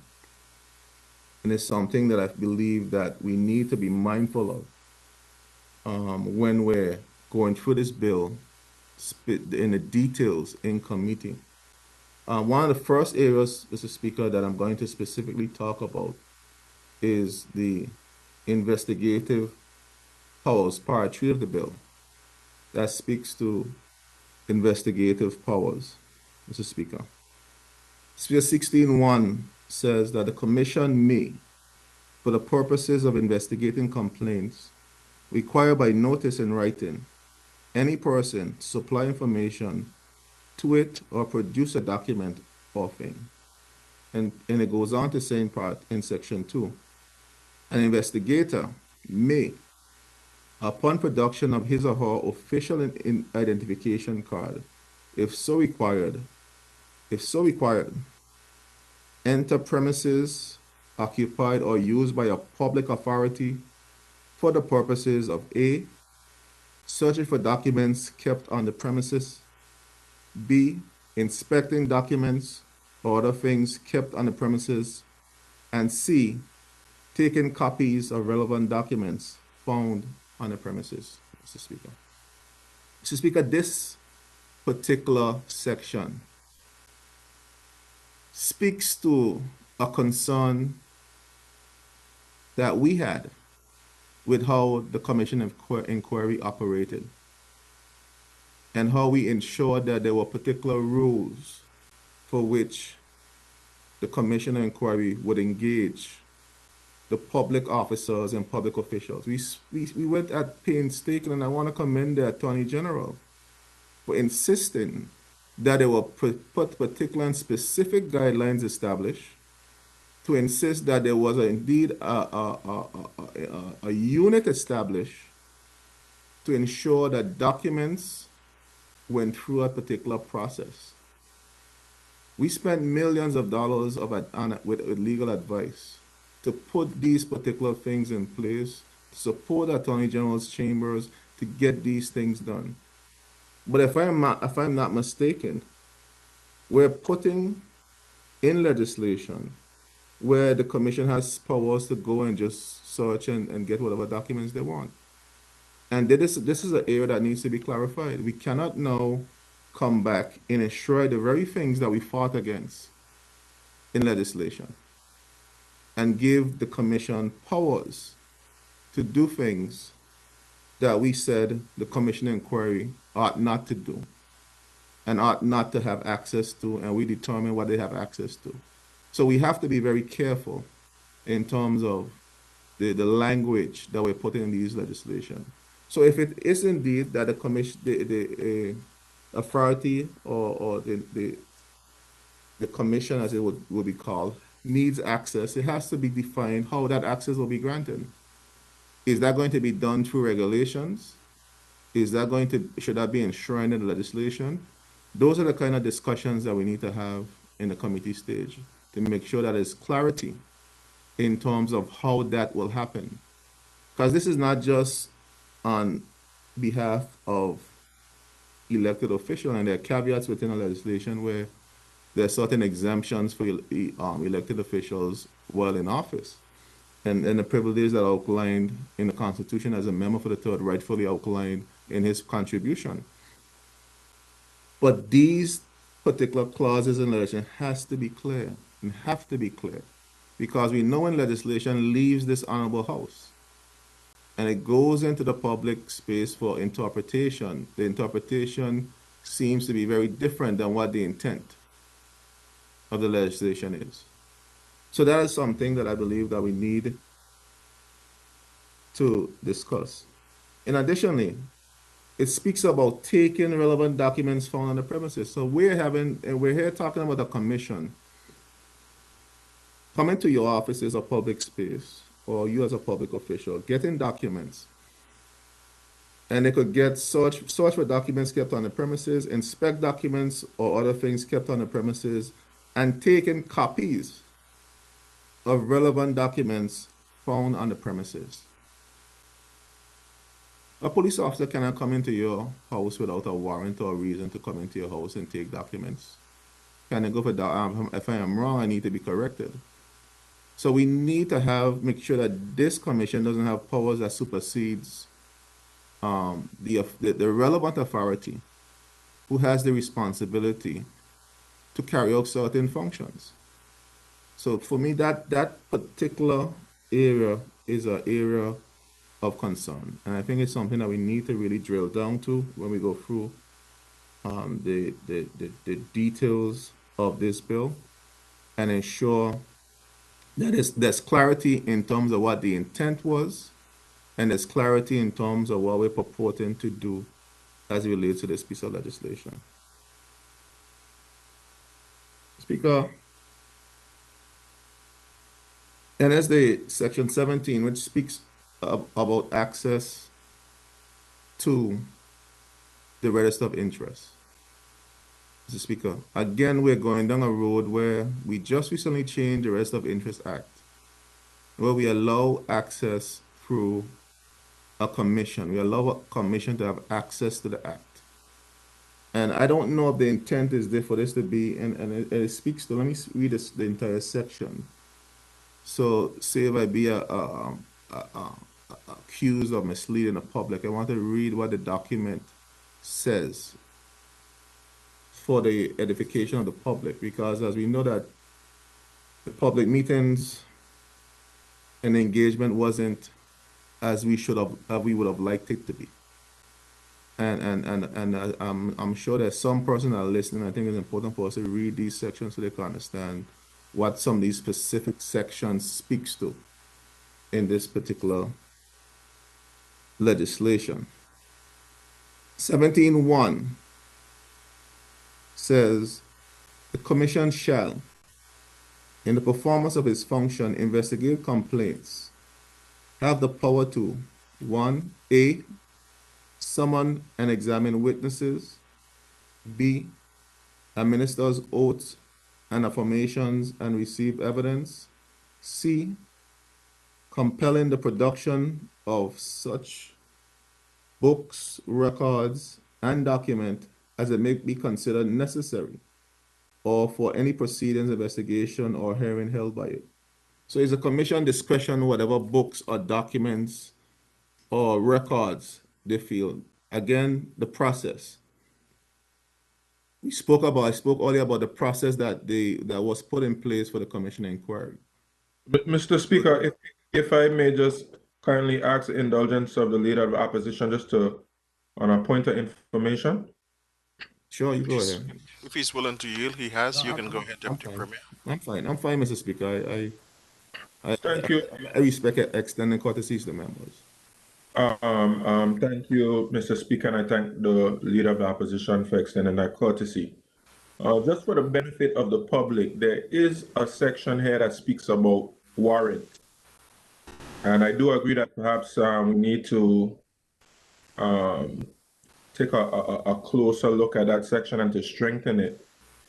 If we look at 16 subsection 4, it says the investigator may seek a warrant for the purpose of entering private premises where the investigator reasonably suspects that it is necessary in furtherance of the investigation.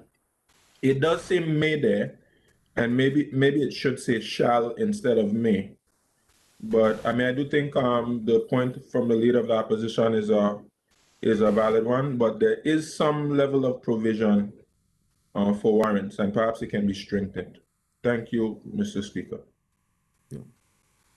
All right. Thank you, Mr. Speaker. And I thank the member for pointing out that particular clause, but that speaks to private premises. The section above speaks to public in their official capacity.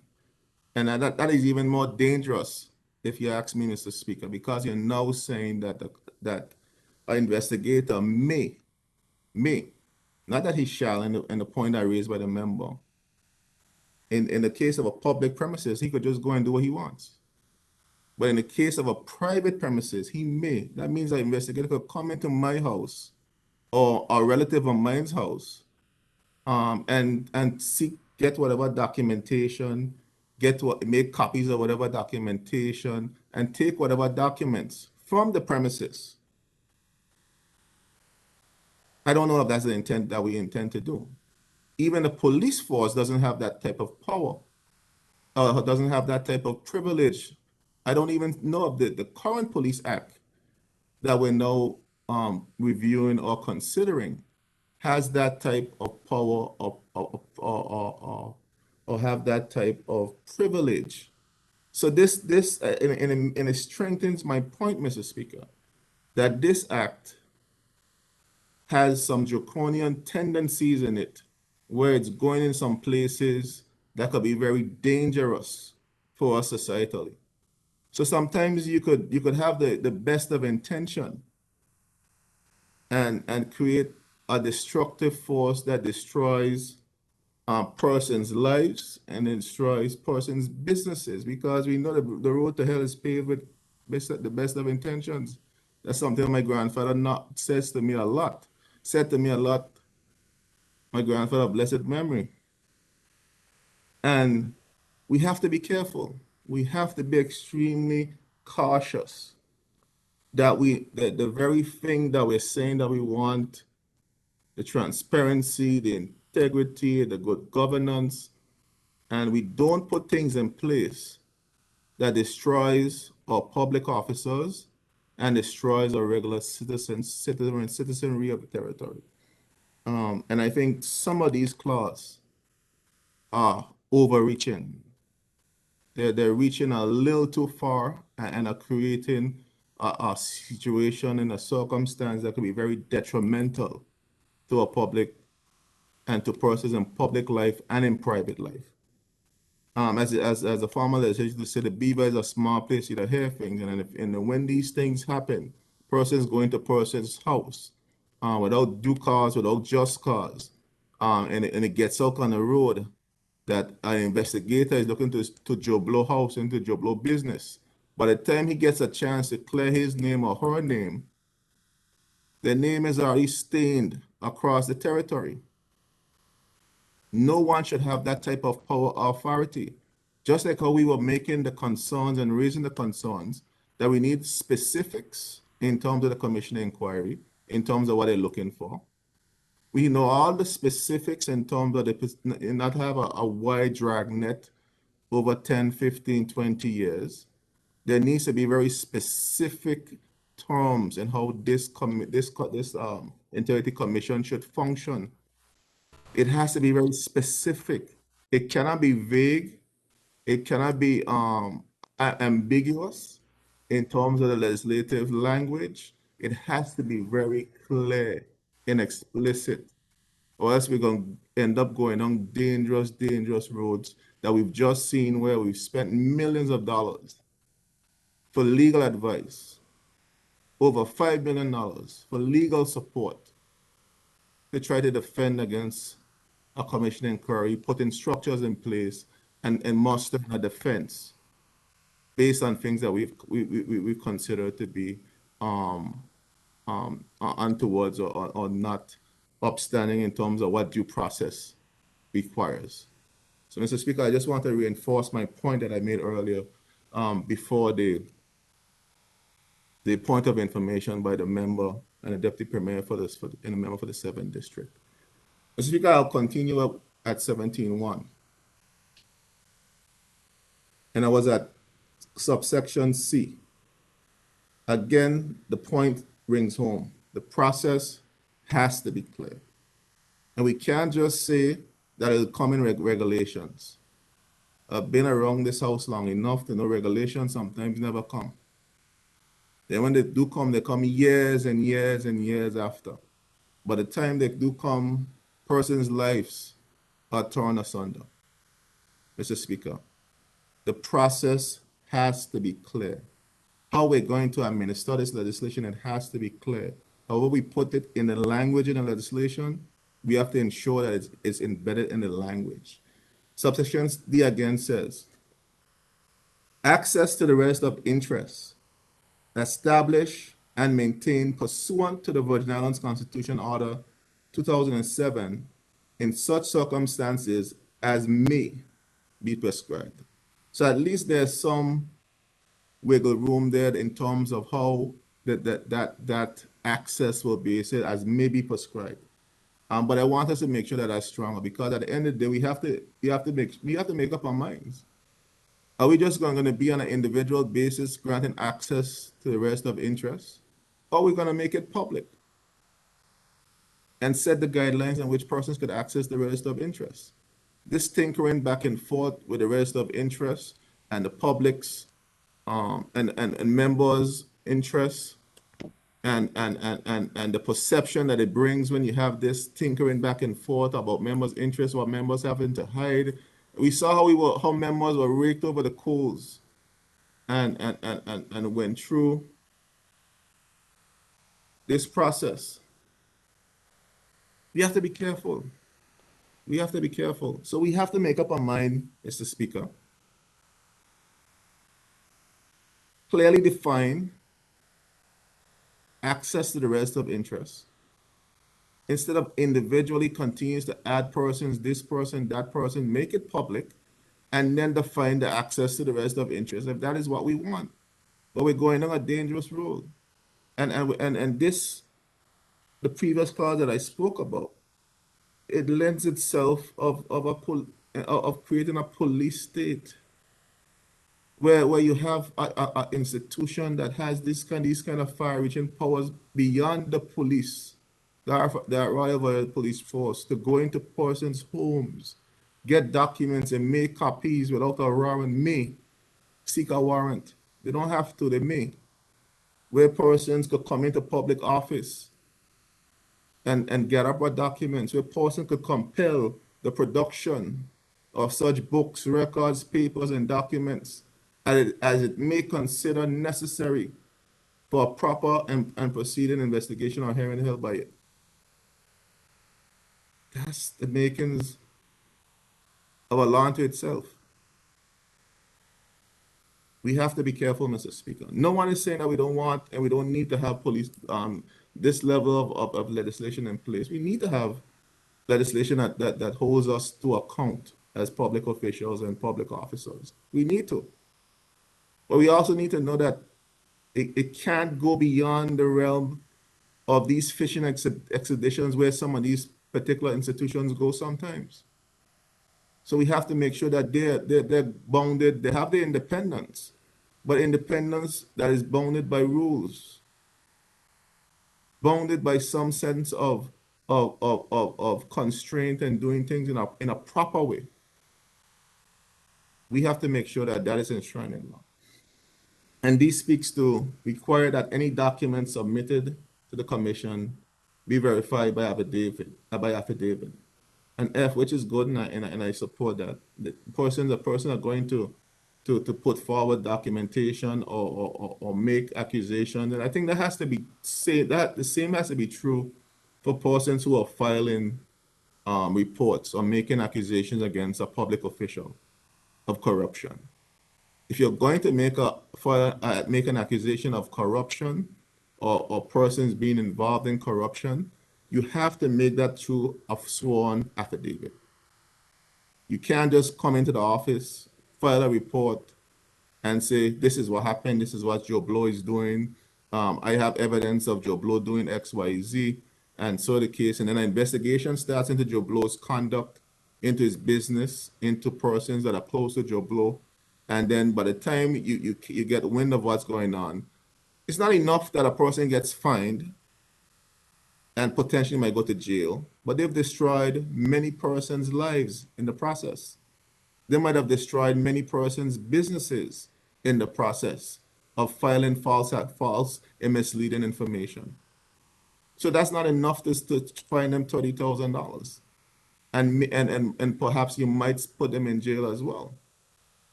That is not enough, especially when you're dealing with these accusations such as corruption. These are serious, serious accusations. So we cannot leave it up to the commission to define the terms and rules of engagement for some of these things that are so egregious that you're pinning on private citizens and you're pinning on public officials.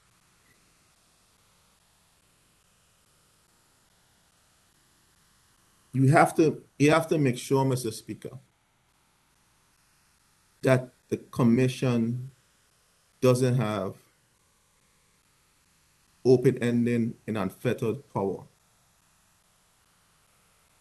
There has to be clear rules of engagement, just like we have done with establishing the rules of engagement with the commission inquiry. And I expect us to also look at the modification of the Commission Inquiries Act. This commission that we intended to establish has to apply to the same standard and have the same rules of engagement. Section 18 says, where the commission is satisfied on the basis of an inquiry conducted pursuant to this act, a breach of any provision of the act has been committed, it shall take such actions as it deems fit, or B, an offense being committed, it shall, one, forthwith refer the matter to the Director of Public Prosecutions, together with a report of its findings, and two, forward it to the Cabinet, charge to the Cabinet a report of its findings. So this, again, Mr. Speaker, this is an institution that we're creating that is going from their internal deliberations and investigations. The institution that deals with filing anything that could potentially lead to criminal actions is the police force. And this commission, we're saying, can send whatever they looked at straight to the DPP for the potential that could potentially file a criminal action against a person or start prosecution against a person after they deliberated through their reports. So that where's the due process for that individual before it gets to a point of something criminal? You cannot give a commission that kind of unfettered power that it circumvents the natural course of justice. The police is not even involved in this process. If I am mistaken, lead me to the section where it says it has some kind of interaction with the police force and investigation agency as a police force once they finish the report. 18 is very clear. It says, where the commission is satisfied, not the commission in conjunction with anybody else, on the basis of an inquiry conducted pursuant to this act, a breach of any provision of this act has been committed, it shall take such actions as it deems fit. That's ultimate power. Or B, an offense has been committed. So they're determining whether offense has been committed or not. They're making that determination. It shall, Roman numeral I, forthwith refer the matter, forthwith, not after consultation with the police force or some other agency, forthwith refer the matter to the Director of Public Prosecutions, together with a report of its findings, and Roman numeral 2, forward the Cabinet a report of its findings. Remember, this commission could look into elected officials, public officials, and even private officials. If you have an overzealous commission, does a report, goes through a process, and submits it directly to the DPP office with no cooperation or collaboration other than just sending a report to cabinet, this can't be what we intend to do, Mr. Speaker.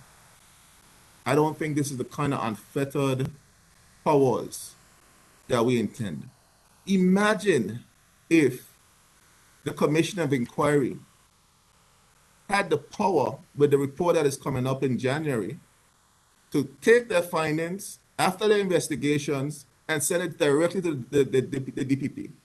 You could imagine the outcry that we would have if they had the ability to do that, to take their findings, do their deliberations, and if they deem whatever they deem, what I want to use the exact word.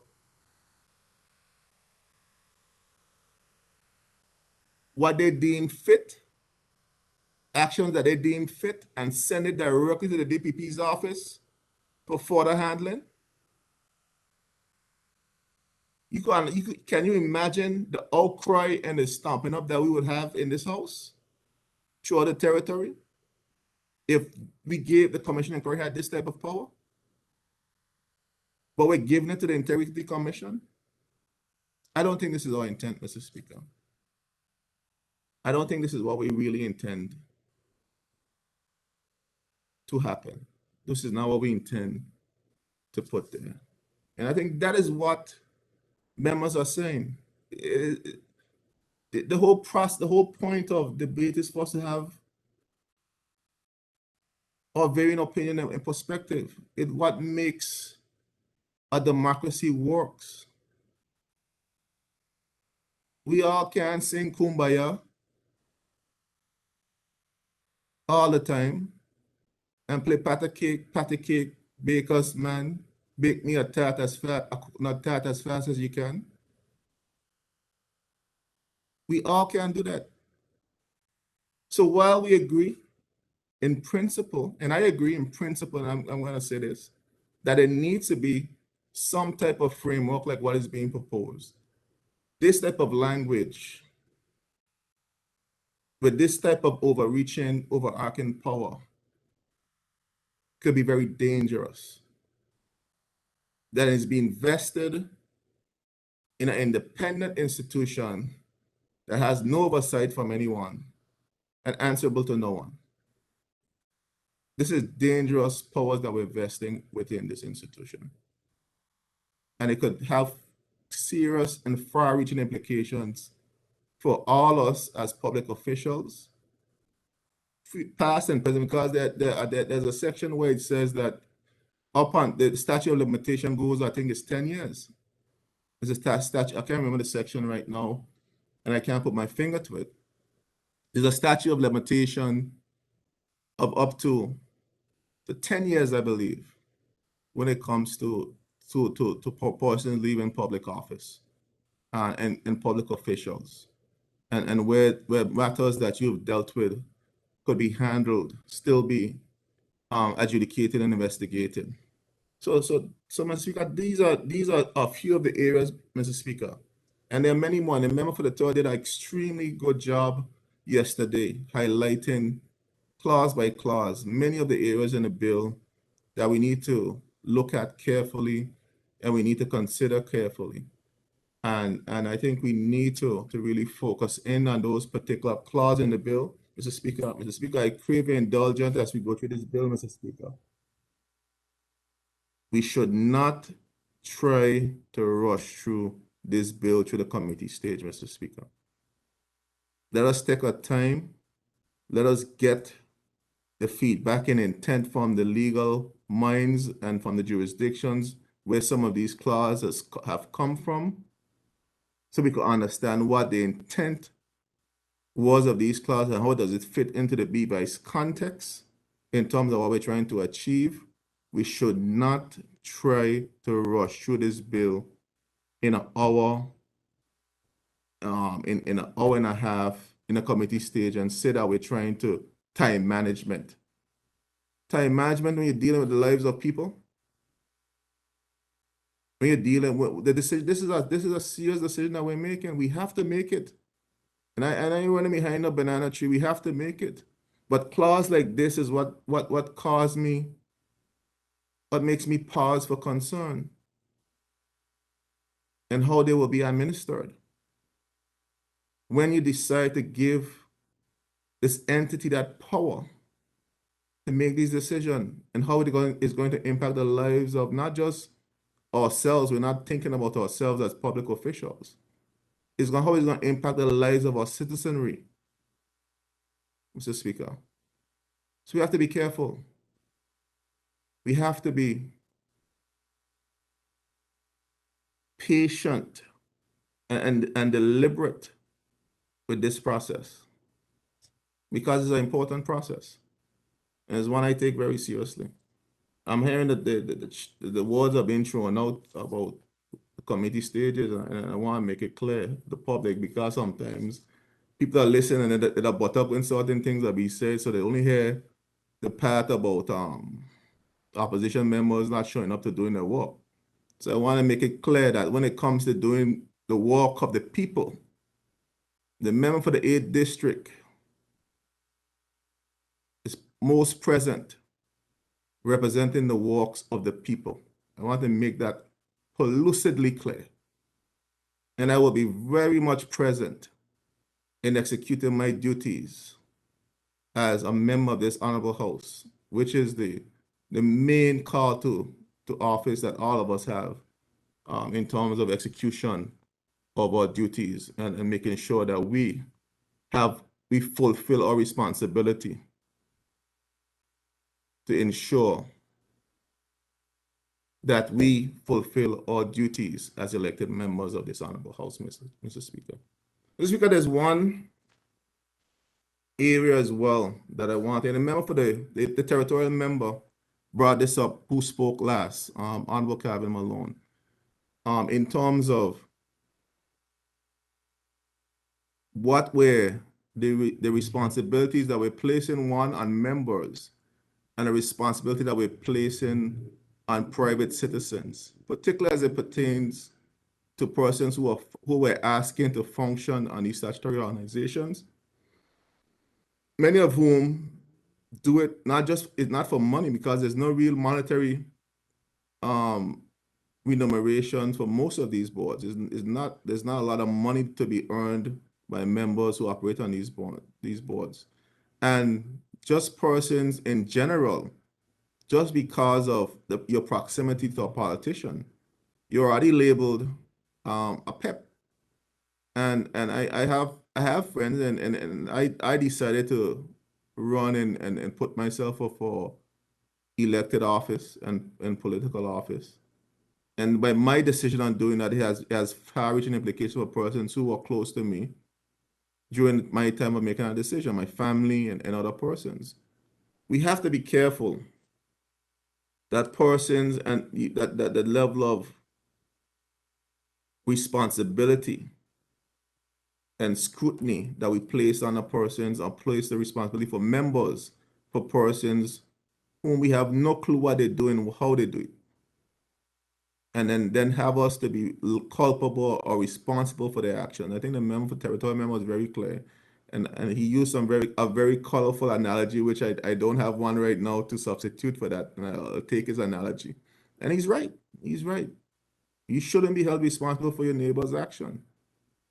If it interacts with yours, then you should be responsible. But you can't be responsible for his action. We live in a small society. The government of the Virgin Islands is the #1 purveyor of goods and services in the Virgin Islands. So if you have a business, if you offer services, chances are you will be engaging with the government of the Virgin Islands. So if my neighbor, who I pass and now and again when I out feeding a dog, we will interact a little bit, happen to get some kind of service or benefit from government where there might be some questionable actions, I could be called into question for this. I hope that's not what we intend to do. I think that aspect of it, in terms of how the relational aspect of this act, we have to look at, particularly as you're considering the BVI in the context of the BVI and the BVI society, and the role that the government plays in the economy, and the role that government plays in terms of how far its tentacles goes into the interaction with every man, woman, and child in this territory, because of the services that government offer and because of the large economic role that it plays in the grand scheme of our economy. Mr. Speaker. So, Mr. Speaker, that is something also we have a general conversation. And I don't know specifically with the clauses where that would fit in and how that would impact. But I think it's something that we need to have a discussion on in terms of how we're going to handle the BVI in the context of the government's participation in the BVI's economy, and how we're going to look at these relationships and how these relationships would work. Because people have to be accountable, we have to be transparent, but we also have to look at these things in context. And it's important for us to have that discussion in context, Mr. Speaker. Speaker, how much time do I have left, if you may? Leader of the opposition, you have 20 minutes. Okay, Mr. Speaker. I'm on the verge of wrapping up, Mr. Speaker. Mr. Speaker, I often come to the House and make my contribution. I typically try not to engage members in terms of their contributions and then what they say and how they say it and so forth, because I believe that in a democracy, it's important for persons to have their say in a democracy, particularly the persons whom the people, as a former member used to like to say of blessed memory, but Christopher, who went and get their biscuit pan and went and put on their rubbers and climbed the hills and knock on doors and ask persons for their for the responsibility and the privilege to represent their interests, Mr. Speaker. It's important for those persons to have their say in this House, because they're not speaking for themselves. They didn't just come and get the link to log on here and say, look, I gonna just talk. It was a privilege that they received through the ballot box, a privilege that they received by way of the people. Just because what it seemed to be, and I've been just letting people talk, but it seems to be getting a little more to the point where whenever particularly the people represented from the opposition open their mouth, their terminologies used by who send them and the contribution is rubbish. I heard yesterday. I don't typically listen, but I listened all night last night at the rubbish they're speaking and the condescending tone that comes from members of the government mouth. It's almost like, it reminds me, I was never bullied in school. I was never one that they would bully. I was always one of the popular guys because I ran track. So the bullies used to want to be my friend. So I never was bullied in school. So I never understood how bullying was, how it took place. But it's tantamount to bullying behavior based on my analysis. It's this constant bullying attempt. And I heard the bullying of the attempt to bully the member for the second yesterday and today. For his comment, the members' comments are the members' comments. You like it or not, it's the members' comment and his right to comment on his comments, and the member made some extremely important and valid points. And this culture of intimidation and bullying that seems to have crept up in this house is something that's extremely unbecoming. Mr. Speaker. Mr. Speaker, members have a right, a privilege that they've earned. Every member of this house has earned a privilege at the ballot box to speak on behalf of their constituents and the people of this territory, Mr. Speaker. Members should not be bullied or intimidated to when they speak and worried about the backlash that come in. And my good cousin from the 7th seems to be, look, he has a role to play. It seems like he's the attack dog in chief of this government. It seems like that's his role. Because I heard some time ago when I wasn't on, but I heard the comments that were made, and I listened attentively yesterday to the comments that was made to the member and the shades that were being thrown. But to each his own. Everyone has their approach. But you can't, at one hand, talk about what the word, I want to make sure I say the right word. You can't, on one hand, talk about the maturity of the house and the house has been eroded, and on the other hand, you contribute to the erosion of the house.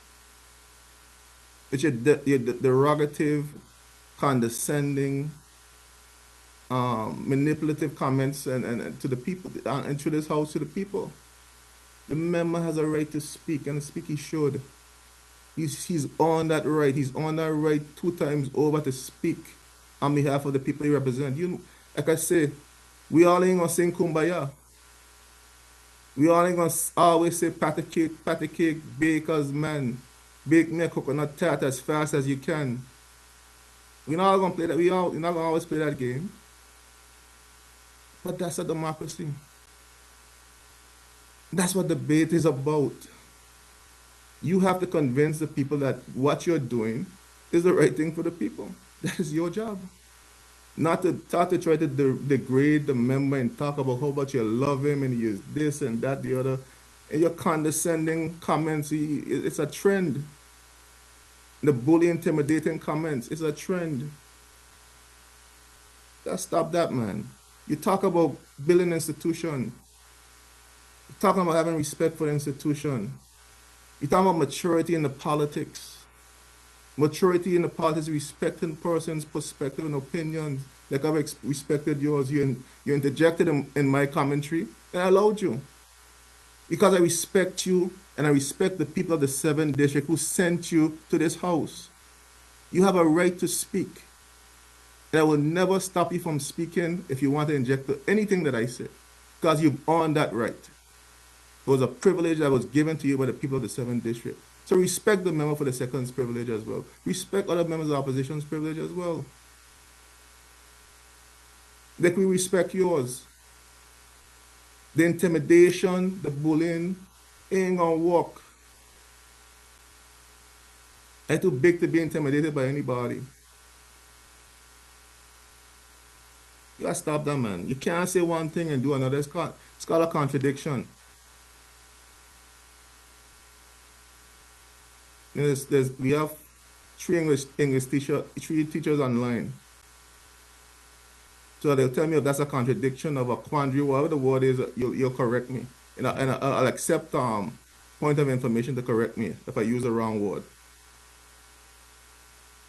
It's called a contradiction, as I was taught. Let's not go there, man. I mean, it's Christmas season. Let's turn the new year. I know there's some activities that are happening in the new year. I understand. There's a small tongue in the hair things, and we don't have the time for that. But the house is not the place for that. When we're on the rostrum, we'll deal with those things. Not in the people's house. People don't want that. People have tuned out. I went on the House of Assembly website to log in because I couldn't get on my laptop for some reason just to jump logging on the live. And I was one of two watching. One of two. And it says the people are sick and tired of it too. I was one of two watching the discourse on our Facebook page. One of two. They probably, let me see how much you have right now. Just to make sure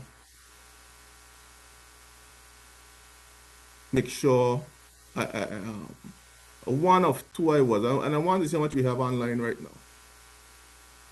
Look at we even on now. You see? I have to make sure. I want to make sure because yes, we on. One of two. We now have 6 people on now. I was one of two on. So we have 6 on now. The people are tired of it too. They're sick and tired of it. And you have pedigree, my good cousin. You have good pedigree. And your father said you come from a line of a former chief minister of this country.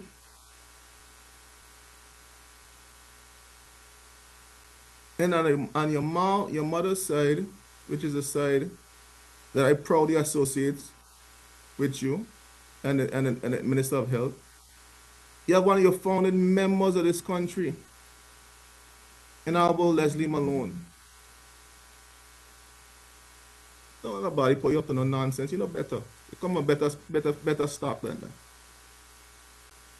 Good stock. You come from solid stock. Solid stock you come from. So don't nobody put you in them kind of behavior, man. That's unbecoming of you. That ain't who you is. That ain't the legacy you come from. And you're a look man too. Come on, man. We need that. We need to go there.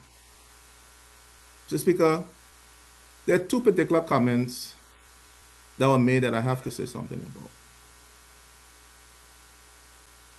And it's important for me to say something about those 2 comments. There's a comment that the member of the 7th made about this reckless behavior about corruption in accusing persons, in ascribing corruption to persons. He's right. He is absolutely right. And I said, yes, when the member started to talk about this, I said, yes, you're right. But if the member wanted to discipline members of his own party, he should have done it in caucus, not in public. Discipline them in caucus. Because I recall on the campaign trail in 2019, the members' own leader went around, all around the BBI, all around the airways, saying the last administration was the most corrupt government in the history of corrupt governments in the Virgin Islands. The most corrupt. Not that they were corrupt enough, not just that they had corrupt factions of the government enough, that they were the most corrupt government in the history of the Virgin Islands. Your leader said this. I didn't hear you at the time on the campaign trail rebuke your leader for those comments that he made. I didn't hear you at the time said that this is not the kind of politics or the level of political maturity that we need in our country when we are addressing issues like this.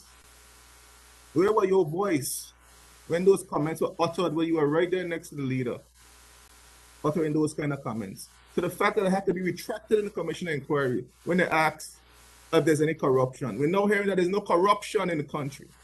There's no corruption in government.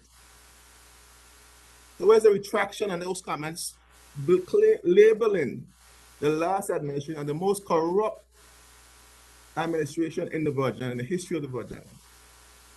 Where's the retraction? Where were your voice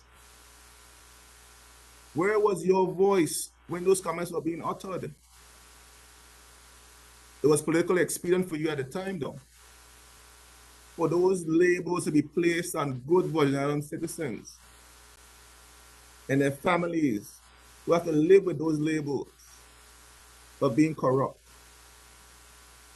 It was okay then. But you're coming into the House lecturing the members of the opposition about this. But if you want to lecture your government members, do it in caucus. You want to come on here and do that? Do that in caucus. Then we learned, again, about going to the governor. And confession is good for the soul. And you confess that you apologize and you feel shame of yourself for going to the governor. And confession is good for the soul. And again, I say, yes, here, my cousin. I like that. That's what the pedigree I'm talking about. He could man up to his mistakes and he could say, look, I've made a mistake and I won't do it again. This is me going forward. But you see the subliminal messages that are sitting around about the opposition going to the governor and the opposition doing this and the opposition doing that and the opposition doing the other. Whenever I go and I'm going to do anything, and I say this to members in my public, in my community all the time, when people come to me to talk about politics, I say, look, don't ask me about no politics. Whatever you want to know, or you want to, you won't say what I say, I ain't say. Listen to me in the House of Assembly. Whatever I got to say, I'm going to say in there for everybody to hear. And then you form your own opinion after that. I'm going to say it right in there. So listen to the House of Assembly. But going to the governor.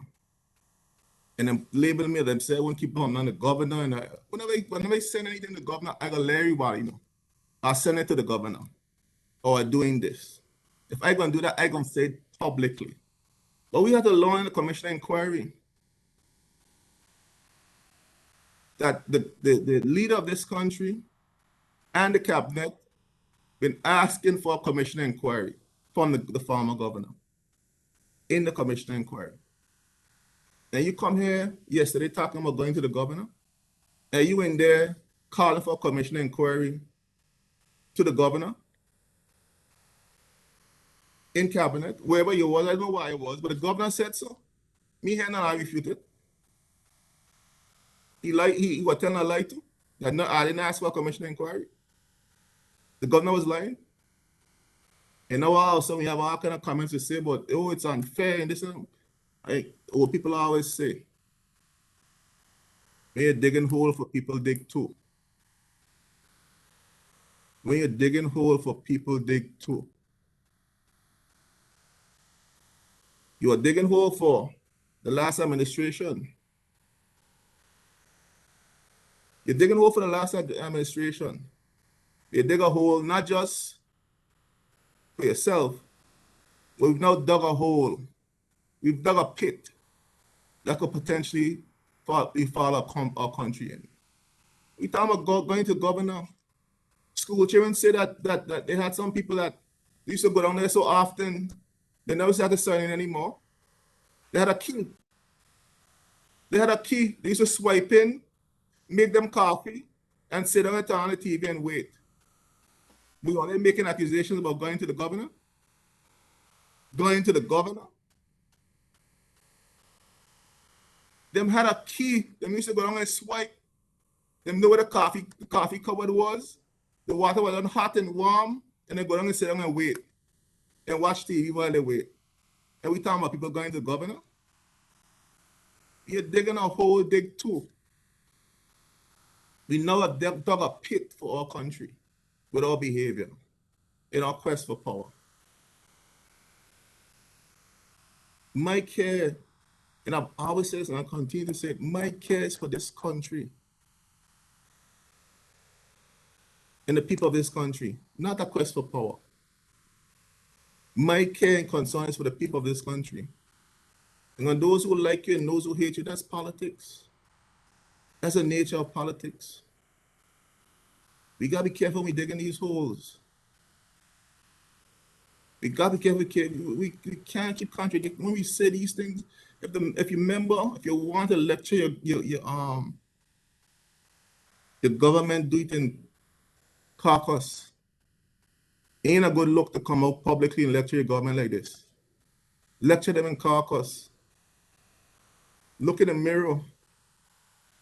Look in the mirror. 2 minutes left, sir. Look in the mirror. Mr. Speaker, look in the mirror. Speaker, with that said, I look forward to discussion of the Integrity in Public Life Act in the committee stage, Mr. Speaker. Mr. Speaker, I want to make it absolutely clear. I believe that legislations like this are important in our quest in maturity and developing a mature democracy in a mature society.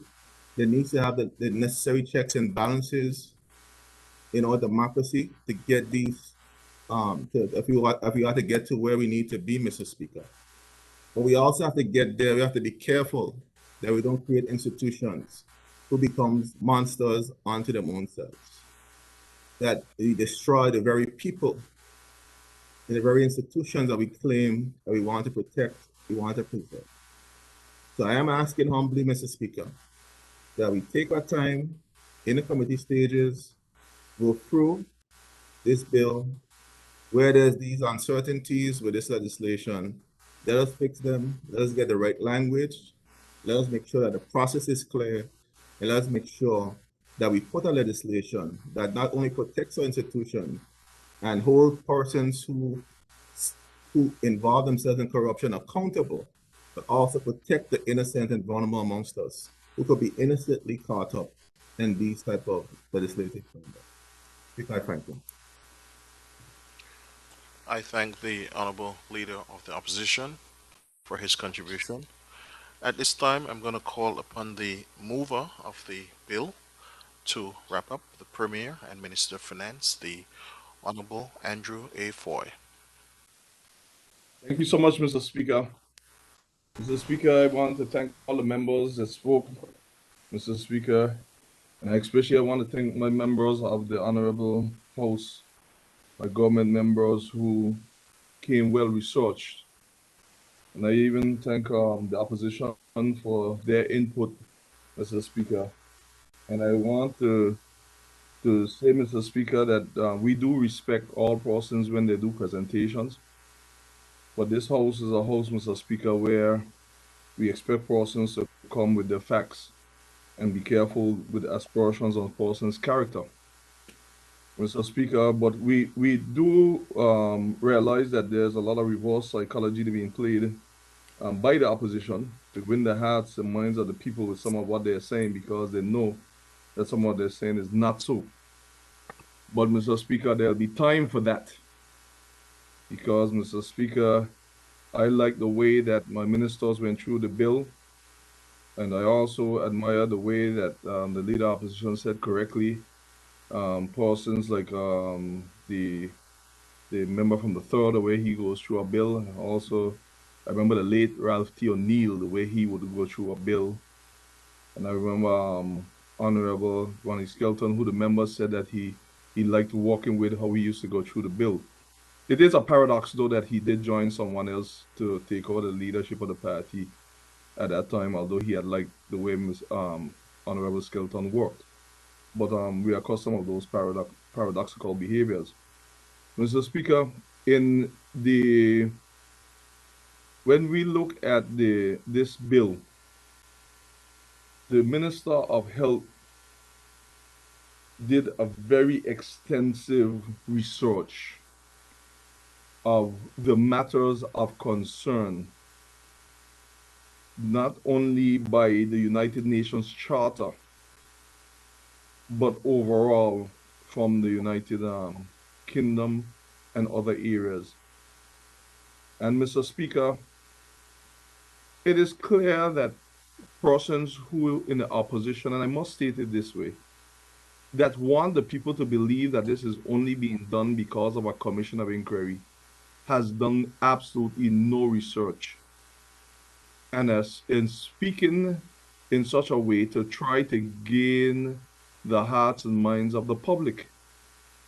Because, Mr. Speaker, when my members spoke, they were able to outline time frames and also documents written from even before our time that where there was great concern.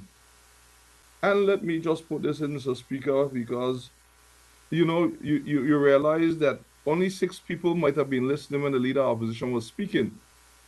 That is not our fault.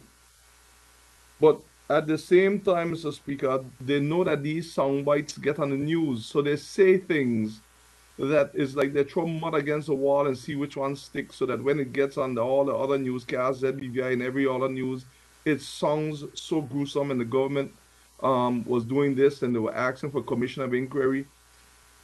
Mr. Speaker, I need to clear that up right away. When we were in the opposition, we asked for a commission of inquiry specifically in 2 areas, and one of them was a plane. It wasn't a scatter shot, and I didn't hide to tell the people.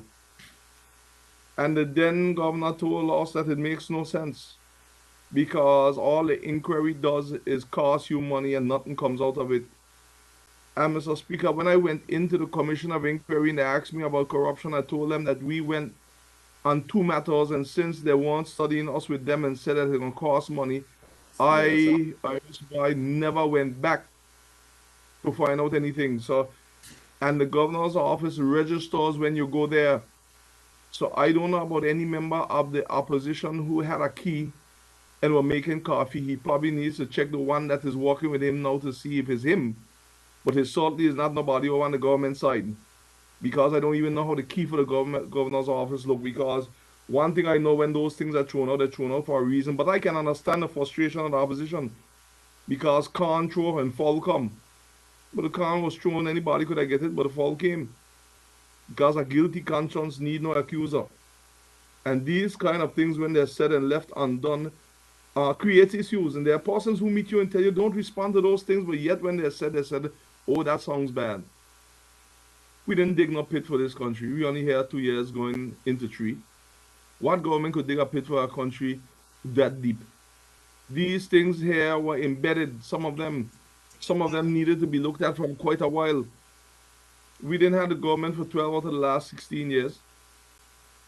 So with these things being said, persons that do not research will always gravitate towards these nice, well put together media sound bites that will make the news. But they would not be factual. Mr. Speaker, I sat here and it still irks me as a former legislator, Honorable Eileen Parsons used to say, to hear when the leader of the opposition accused a businessman of putting in a bid over 300,000 for the multipurpose complex, and then come speak about persons damaging persons in the House of Assembly. He knows not what the bid was about. He knows not the technical aspect of it. How could you do that to that businessman? How could you cause the government to be seen in a light? That's not integrity. We have seen many bids gone to many persons who were not the lowest bidder, and we have never heard a word about them, whether it be the RDA or local government. How come this one contractor has gained the interest of the leader opposition to go in such a negative direction?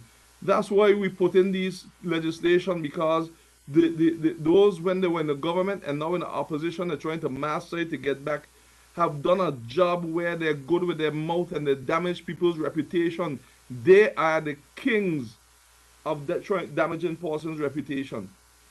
They did it many times with me, and I know this election they're gonna try again. That's what they do. They are masters of it. And the key word is trying. And when you look and you see at this, Mr. Speaker, I tried my best to protect our country, Mr. Speaker, and I will continue to try that with my government to protect our country. But we cannot continue to use our political pulpit to come and try to destroy a person's name. And yes, the member of the second make a lot of aspersions and said a lot of things that were not factual. But he maintained them, and it is not right. But there will be a time to deal with some of these matters. because they know that in the middle of COVID, where persons have financial challenges, they'll grab onto anything. But you never hear them come to the house very rarely and say, well, all right, what all the government has done well, because that's not their job, that's ours. Yeah. So we don't do that part. But Mr. Speaker, we put things in place so that these chatter that they have outside can come to an end. Yeah. The chatter what they have outside, Mr. Speaker, where every minute they have some kind of allegations out there spreading. That's Yeah. that opposition. Yeah. I Because know. I normally don't get this kind of speech. Somebody's mic is on and it needs to be muted. Mr. Speaker, when you see those things, we went and we put the whistleblower legislation in. I have a question for all those in the opposition who's speaking, those who run whenever there's problem to go wherever they think is safe, and those who been with the government through the whole ordeal where they were before losing the government. Which good governance legislation did you put in place in the 8 years consecutive they had the government and in the 12 or the 16 years? Name one good governance legislation. Name one. Is it the whistleblower? Is it the contractor general legislation? Is it the ministerial code? Is it the integrity in public life that we are here doing now? Mr. Speaker, I just want one. I give the member the privilege to interrupt me and give me the one. And then I'll stand corrected. Leader of the opposition, I will pause now and give you a chance to name the one.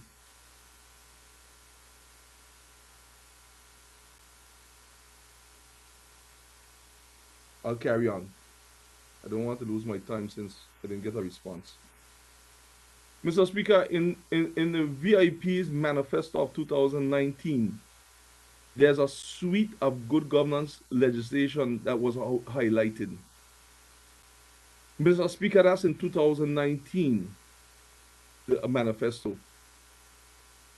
The whole campaign, Mr. Speaker, we stated these are the areas that we are going to tackle. Because, Mr. Speaker, we wanted to add extra layers of good governance. So, Mr. Speaker, we understand what the opposition is doing. Try to call this government corrupt on the street and all kind of thing to muddy the water so people will think all leaders are bad. But, Mr. Speaker, time heals all wounds. But, Mr. Speaker, I'm going to go through a chronological order for you. And with the chronological order that I'm going for you, it will prove a few things.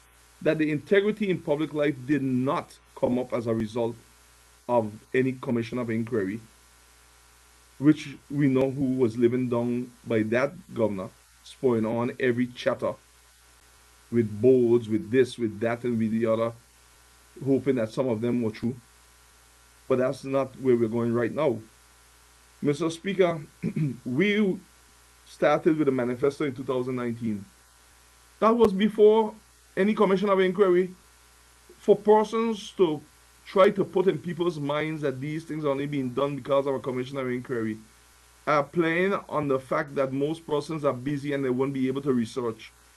But I want persons to bring up these articles, bring them up as I speak, bring up what was being in the manifesto in 2019. The proof is there. Mr. Speaker, we had speech from the throne, which is a speech written by the sitting government with input from all the ministries and even the governor's office with certain things, but is written by the premier's office, and the governor of the day would read the speech on behalf of Her Majesty's government. To speech of the throne, Mr. Speaker, and before 2020, well, within 2020, that had, within 2020 also, that had in this legislation in it, Mr. Speaker. I want to say that clearly. The speech from the throne had in this in it. That shows that it is nothing that was just made up. Mr. Speaker, we look at various speeches from the Premier as the Minister of Health give all those dates. I won't go back into them to be redundant. I thought that he did a very good job in persons should listen to the timelines that he gave and the dates. Mr. Speaker, various speeches before 2020 without any before any inquiry. This shows that this is not something that came hapstance or reactive. Mr. Speaker, the first draft that came to the House, well, not the first draft, the draft that came to the House went to cabinet and was approved in cabinet in 2020. Sorry, in December of 2020, Mr. Speaker. And Mr. Speaker, that's after dealing with COVID, where there were certain delays, and the records of the Premier's office and the Deputy Governor's office will show how many months we were working on that from in 2019. Then, Mr. Speaker, we saw the first reading of it was, I think, in April of 2021. That's the first reading where everyone gets a copy of this, and it is gazetted in the government's gazette that the first reading of the Bill of Integrity in Public Life was out. Mr. Speaker, there was a release of public meetings on 19th May by GIS. Meetings from Anegada to Jocelyn Dyke to discuss the integrity in public life. Which one did the opposition attend? None. Then there were meetings in terms of online. What input have we received up to now? None. And then, Mr. Speaker, despite all of this was done with COVID-19, which created so many delays from 2019 to now, many delays with this bill, and overall with some aspects of the Ordinance Party manifesto that you like to have been further with, but COVID-19 is real, and we had to deal with a lot of delays, Mr. Speaker. But Mr. Speaker, when you look and you see that we had all of this, and now we come, Mr. Speaker, and let me clear something up. This is not the first time that the integrity in public life was on the order paper to be discussed. It was on before. But Mr. Speaker, the order paper agenda, the 2 other times, I think it was, if not one, it was 2, I know it was 1, was so long that we didn't get to that, and they get pushed back to the other sittings. Mr. Speaker, on top of that, I want to inform the public that members of the opposition asked me for a meeting to discuss this matter, and I agreed. Tell them check with their members. They're talking about we speaking to us. I agreed for the meeting so that they discuss concerns, and I told them to let me know what time was good for them for the meeting, and I would adjust my schedule to sit down with those members of the opposition. I don't know if they get to tell the leader, so that we could go through the bill. Up to this time, I have never received a date. Mr. Speaker, the commission to be part of the Constitution post is merely an attempt to try to stall the integrity in public life bill. Because, Mr. Speaker, that can be handled differently. I take the point of what they're saying, certain things that they're saying, and we can deal with those things inside of the committee stage. But the public must know that there were ample opportunity for us to have discussions, and we will have them in the committee stage. Where were these concerns by the opposition that could have come to us from then?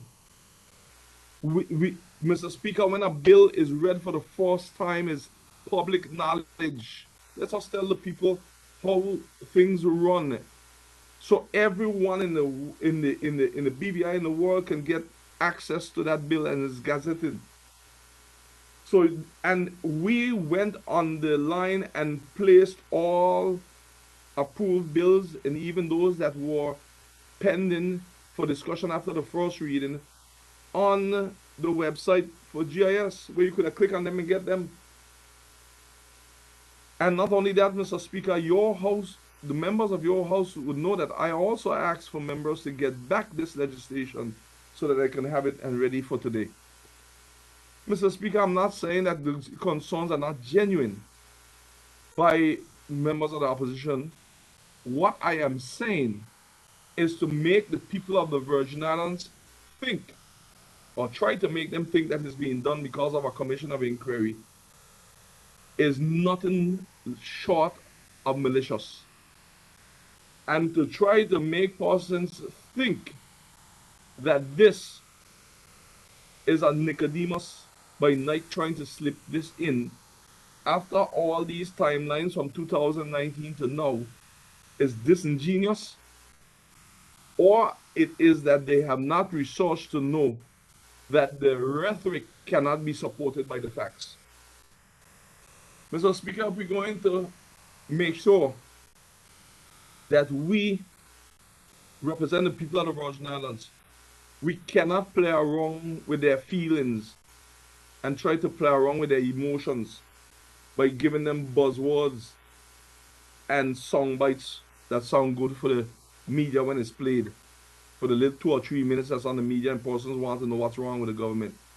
Give them the full facts. And just like the leader of opposition said, but on mine I know for sure can be, you could take it to the bank. I asked for the commissioner inquiry in 2 specific things. And after that, I never went back down there at all from the time I heard that inquiries were a waste of money by the governor of the day. And I never frequent down there yet in my life. And governor's office keeps track of persons when they go there, so you could ask them for the record of when the then opposition went there. And you'll find out again that the people's minds, they're trying to play with the people's minds with gossip again. Well-placed gossip, but still gossip.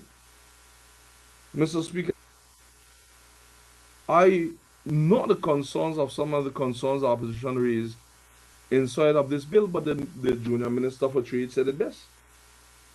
We're dealing with making sure we improve upon integrity, and we have to make sure that we push forward with these kind of legislations. And Mr. Speaker, I thought that they were talking about the current inquiry when they were raising concerns with this bill, because every bill comes about because of something. When you do a bill, there's some policy in mind that creates the drafting of a legislation. And it's influenced by the culture of what's happening, whether locally, regionally, or internationally.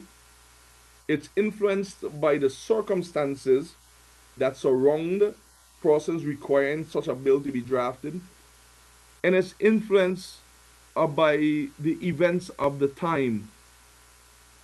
That's why I am appalled whenever I hear the opposition member states that whatever is happening in the commission of inquiry, we brought it on ourselves. Yes, we have areas to improve, but why do we have a mentality that whenever we are challenged in areas, we do something to ourselves? There are certain areas, yes, we should have done better as a country overall, but show me a country that doesn't. Show me a country that doesn't. So I am clear that if the opposition members were wrong in Moses' days, the children, the Israelites would have still been in Egypt. Because it seems like they're comfortable with anything that Pharaoh does. And it seems like they have no belief in their people at all, unless they're the ones that lead them. This is not about us. It is about generations to come for us to create institutions that are so strong that they can stand the test of time in good governance and in every other area of due diligence. That is what this is about. And Mr. Speaker, the Commission of Inquiry Act was written in 1880. Let's educate the people in these areas where they might not have been looking, but we need to bring it to their attention. It is one of those laws that needed to be revised and modernized, but there's so many of them that we're working on and have already started that process, that this is one of them, not to be avoiding an inquiry. That's not what is going to be revised to do, but to make sure it's modernized, to make sure that persons' rights are not being infringed upon. Because when you look at an act that was done in 1880, that is only 46 years removed from about when the slavery in the BVI was known to be free, the abolition of slavery. So that tells me that when this bill was done, one has to question what was the culture at that time and the mindset that caused this bill to be requested to be drafted in 1880. Because if the mentality could not be too far removed from the ending of slavery, which brings in question a lot of the clauses in that Commission of Inquiry Act. If we want to get deep with research and speaking factual things, these are the areas that we will send our people to look into. And Mr. Speaker, the question would be, are the terms and all the content of this 1818 Act, 1880 Act, are they congruent with our current constitution? So I understand when members questioning that for the Integrity in Public Life Act, but we have a chance to address that.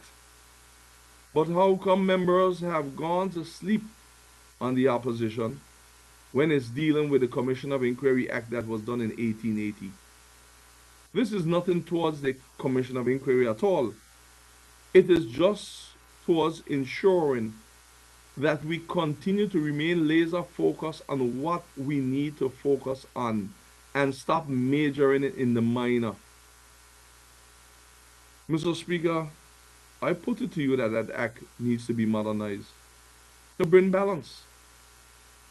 But we will hold for now there because people's rights are important.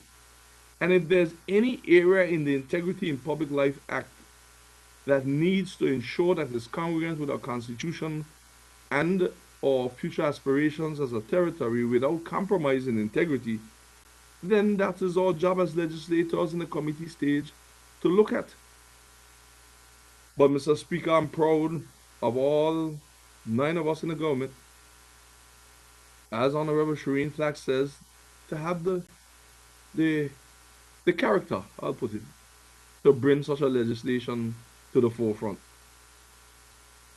Just like we did with the contractor general legislation, where we were told by the very opposition that, oh, it's infringing on this one, it's infringing on the other one. Adding an extra layer of accountability, of transparency, of good governance, we thought would be met with open arms. But every time we bring them, it is met with ridicule.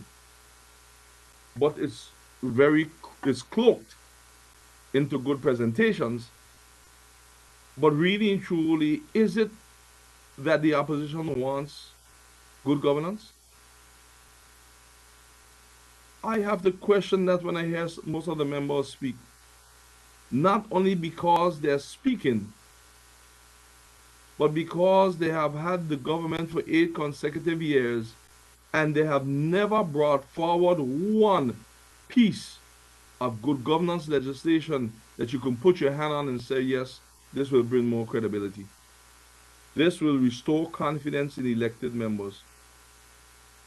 Mr. Speaker, everywhere in the world, people always question elected officials. So it's not in the BVI alone, but we have to eliminate those doubts as we go along. They come more difficult to do when you have persons in the opposition who have reached to the point that they want power so bad that they get up now and they say whatever they hear and just put it out there in the public domain. Like when they said the contractor, we give him $300,000 extra. Irresponsible, an open tender process, transparent tender process. And a contractor who cannot come to the house is now accused. When they get up and they say things that about the Minister of Finance, and I hear a lot of them when I go to the street, and they're saying them when they have their monies for their district allocation that they were putting aside to give to the seniors, and rather than telling the seniors that they spent the money on something else and they couldn't give them the monthly allocation, they told them that the Minister of Finance cut their money and went with the money and left the seniors without the money to buy their medication, and still want to blame the Minister of Finance, and nearly got away with it. And as a matter of fact, some still believe it, yet their allocation was never cut for their district. So how could we as a government come in and don't respond to some of these things when they have granny and grandpa out there blaming us for the shortage of their money that they were getting their allocations for, and saying that by far he stopped my medication money, he stopped this, he stopped the other, when really and truly they went and reallocated to go do other things. We know that the demands were high, but we try to make sure every single person in this house were able, as much as financially possible, to help their constituencies, and we didn't leave anyone behind. So, Mr. Speaker, I am glad of these things that have come forward by this government. I am so proud of the research done by my government members. I'm proud of the Deputy Premier's response. What was said warranted a response, and I didn't hear him say it in any rude way to the member of the second and whoever else he had to speak to. But, Mr. Speaker, for some of what was said to be left in the public domain without bringing a balance to it would be irresponsible of us as a government and as representative of the people. How long, Mr. Speaker, do you want to hear elected officials getting up in this house? And I don't interrupt them anymore, I sit quietly and listen and just come with some things that you wonder, where in the world could they get those things from? And then they say it and they have people believe in some of them. I had a lady met me and tell me, how could you give a contractor $300,000 more to do the air condition in the multipurpose complex? I asked her, where did you get that? She said she heard the leader of the opposition mention it, and she thought better of me. This is how they try to destroy people's character. This is how they continue to do it in the opposition, and now they look like they're going to the pits of hell to do it now. And I know when next year turn, I don't know if they hear anything about election next year, but we didn't have none planned for next year. But when next year turn, I could only imagine what all they'll be coming with inside of this house and outside. And then come in now and tell you that we bullying them. People getting up trying to call the government bold-faced thief and we mustn't respond. Well, I had never seen more. And we ain't playing up patty cake.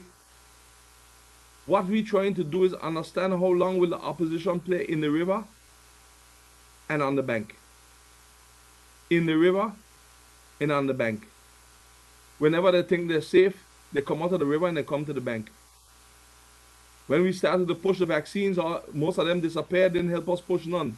Because most of the people were against the vaccines. When they saw more people say they'll take the vaccines, then they'll come from the river, they went to the bank. When the gentleman for the RDA that they brought here they brought him here paying $300,000 a year, resigned suddenly.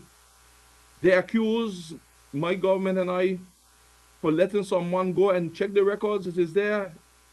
Letting someone go that will stop the whole rehabilitation and the whole restoration after the hurricanes, and we have made a grave mistake. And we told the people, have the people of the Virgin Islands apply for this job, or say if they want to act in the role. And a Virgin Islander has come forth doing marvelous things. They were in the river enjoying what was happening with the last head of the RDA. And when they realized that we might have lost somebody great in their book, they stayed in the river. But now that the person that is there is doing things of integrity and bringing forward the projects for the $65 million, they left. Yes, they got it from the bank, but left it in the bank, collecting interest and would not make a decision.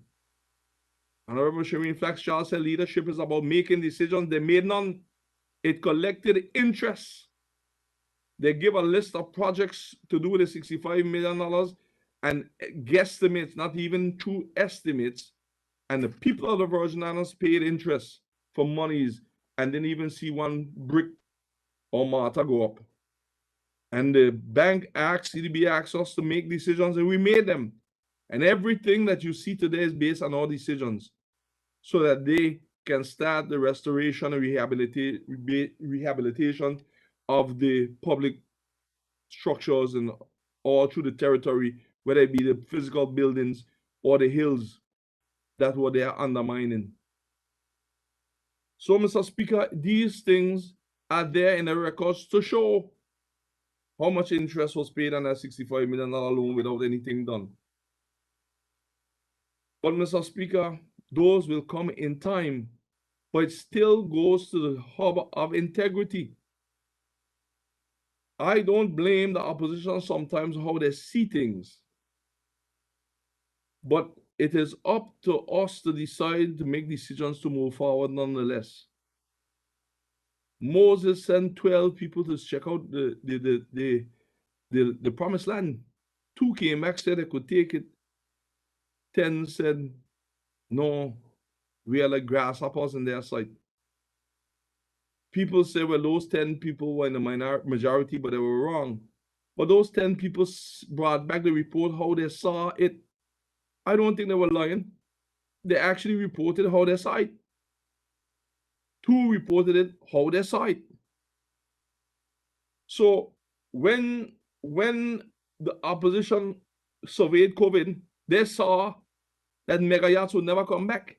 But we saw that once you stick with the plan and mitigate this COVID as much as we can, they will be back.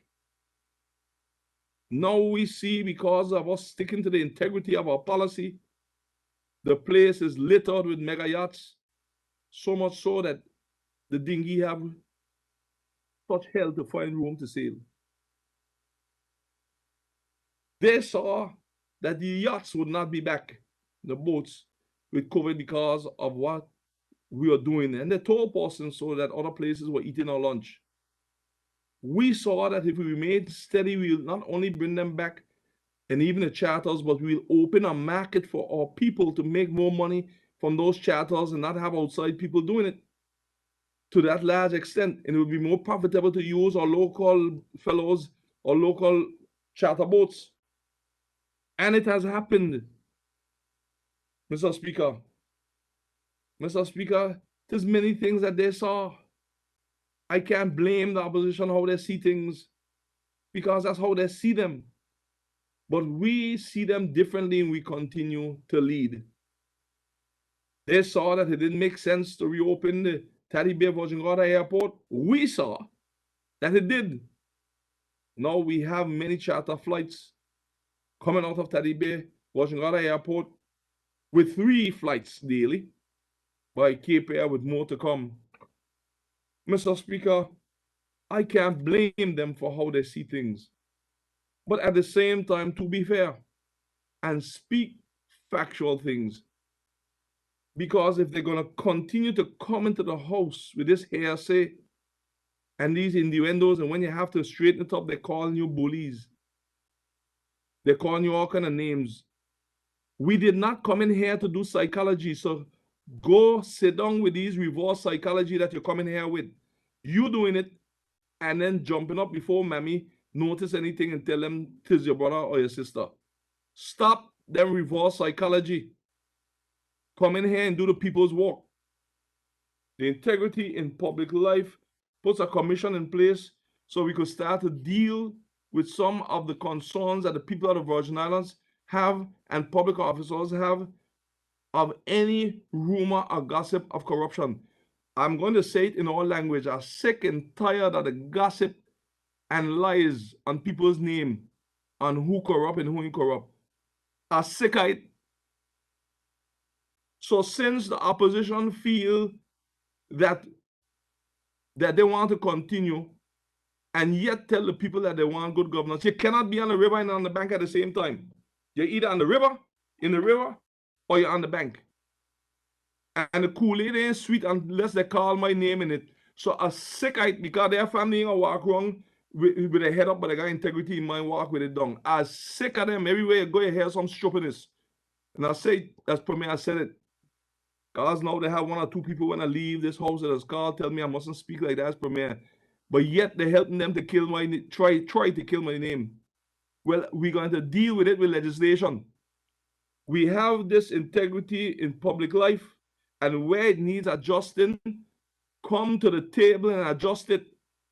Stop hiding behind banana trees whenever we bring legislation that are heavy hitting and hoping that they don't pass, so that if you get a government, you could behave ruthless like you were doing. This will stop all elected officials from even thinking about being ruthless with the people's money in their conduct while in there. If I could bring it, the one that you're accusing, then you could support it. But the reason that they will come with all kind of reasons, and they sound good, and some of them are valid, but it is try to stall it, hope that it doesn't get through. And I could say so with confidence because I spent 8 years not bringing it, and they spent 12 of the last 16 years not bringing it. So if somebody brings forward something that will help us to let the people know that there's an extra layer of accountability, it should be welcomed with open arms. And it should be welcomed to a point where if you name the areas you see as flaws, which I respect, let's sit down together and work them out. Let's sit down together and iron them out. All of a sudden now they're concerned about people coming by your home based on gossip and different things, and they're correct. But when they were doing it, they weren't concerned. But because you don't do for do, and you try to maintain a Christian heart, we want to make sure we do things so that person's rights are protected, but at the same time, the public process protected. And at the same time, there's an equal chance for every single citizen of the Virgin Islands. Because, Mr. Speaker, the truth of the matter is even elected officials everywhere in the world, everywhere needs to be protected from themselves. Because if you're not careful as an elected official in politics anywhere in the world, the greedy will never let you get to help the needy. There's a lot of needy people out here, Mr. Speaker, and the reason sometimes a lot of these political battles, when you hear them worldwide being spoken and you listen to them, they don't have nothing to do with the people's needs. They have nothing to do with the people's aspiration. It's just how to get back at each other and make sure that their greedy friends be the ones on top. And then the opposition have the heart to tell us that is what we're doing. I want the people of the Virgin Islands, when I'm going to do it for you, to get a listing of all the RDA projects in Ministry of Finance, tender projects and all of them, tender projects, and see if it is any friendship went on. They were transparent and open. And I'm glad that we did one thing with our policy, which is to make sure that the money doesn't go outside. And more than 85% of the projects from RDA, because of our policies, were able to be won by persons in the Virgin Islands. Whether we don't know who they support, we don't have a register of politics here to know whether they support NDP or VIP. We just know it based on affiliation. But a man could tell you one thing to your face and go to polls and vote and do something else. You never know. But what I say is that the people of the Virgin Islands have an opportunity. We're going to bring more of them along. We have seen with the new policies that we have done with the marine, more of our people, local people, are becoming to be brokers, agents, because we have a change of policy to help the people of the Virgin Islands.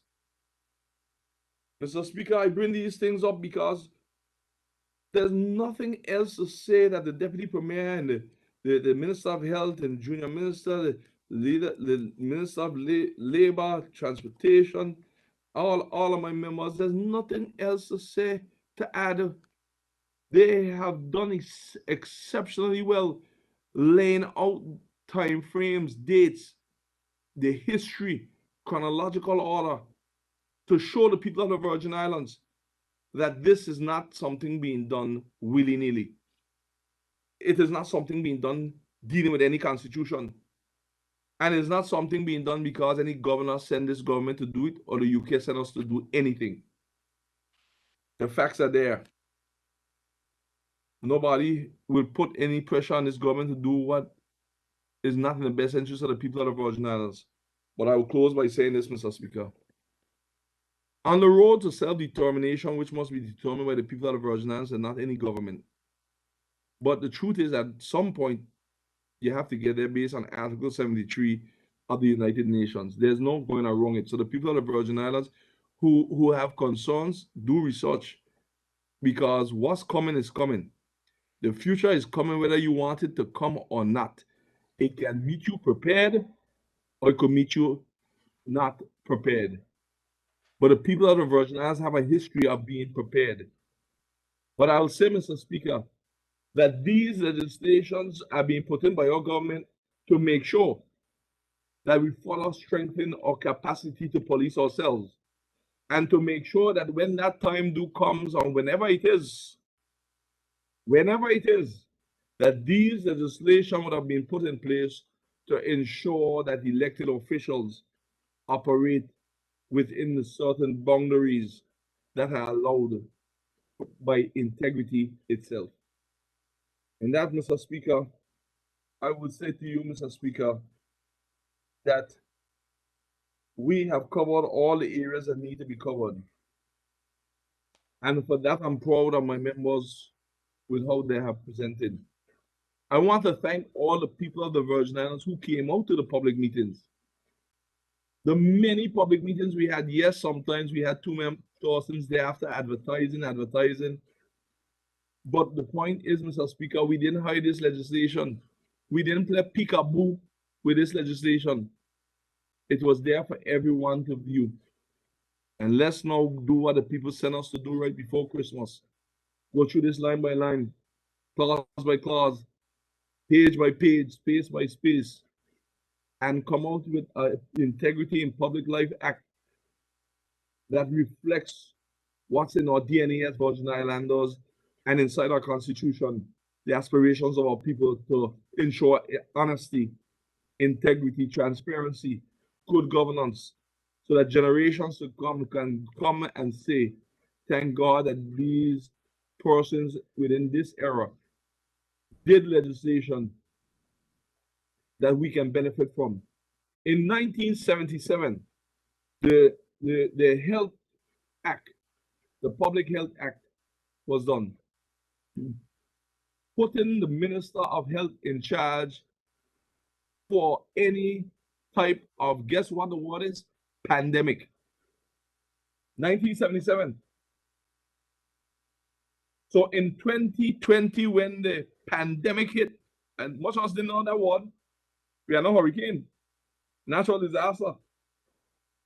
But when the pandemic hit, and the then governor insisted that he has control of this through the disaster management with the National Emergency Operations Center, we pointed to the law that put the Minister of Health in charge and created the Health Emergency Operating Center. And we managed up to now the COVID as a people. That's why I'm confident that it has nothing to do with this government. I'm confident that our people can do it. We just have to put confidence in them and put legislation in, and also to put parameters in to make sure that they operate with integrity.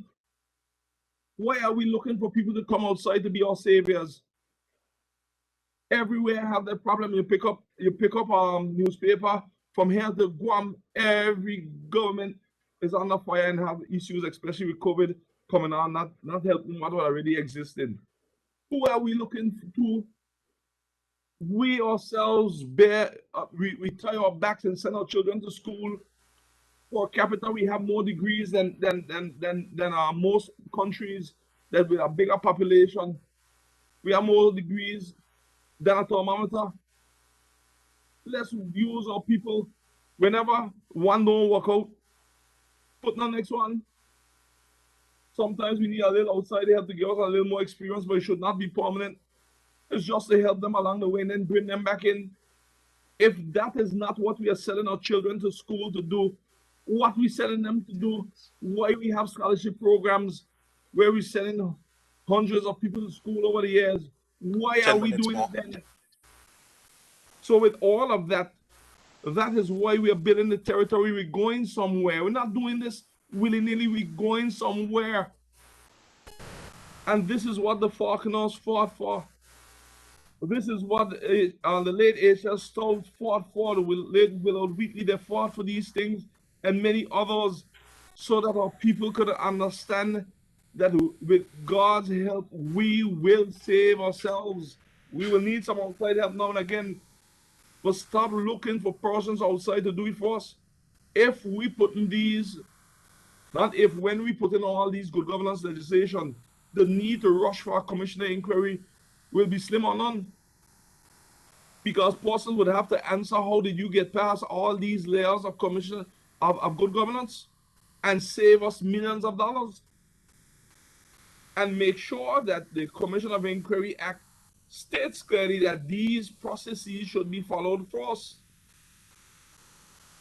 So with that in mind, if someone could get past the whistleblower, the contractor general legislation, the integrity in public life, and get away with all of that to reach to the level of a commissioner inquiry in the future, that's one bad hombre. That's the only way you could put it. The systems should detect any improprieties orally, but the systems must have legislation to govern them. And that's what this government is doing.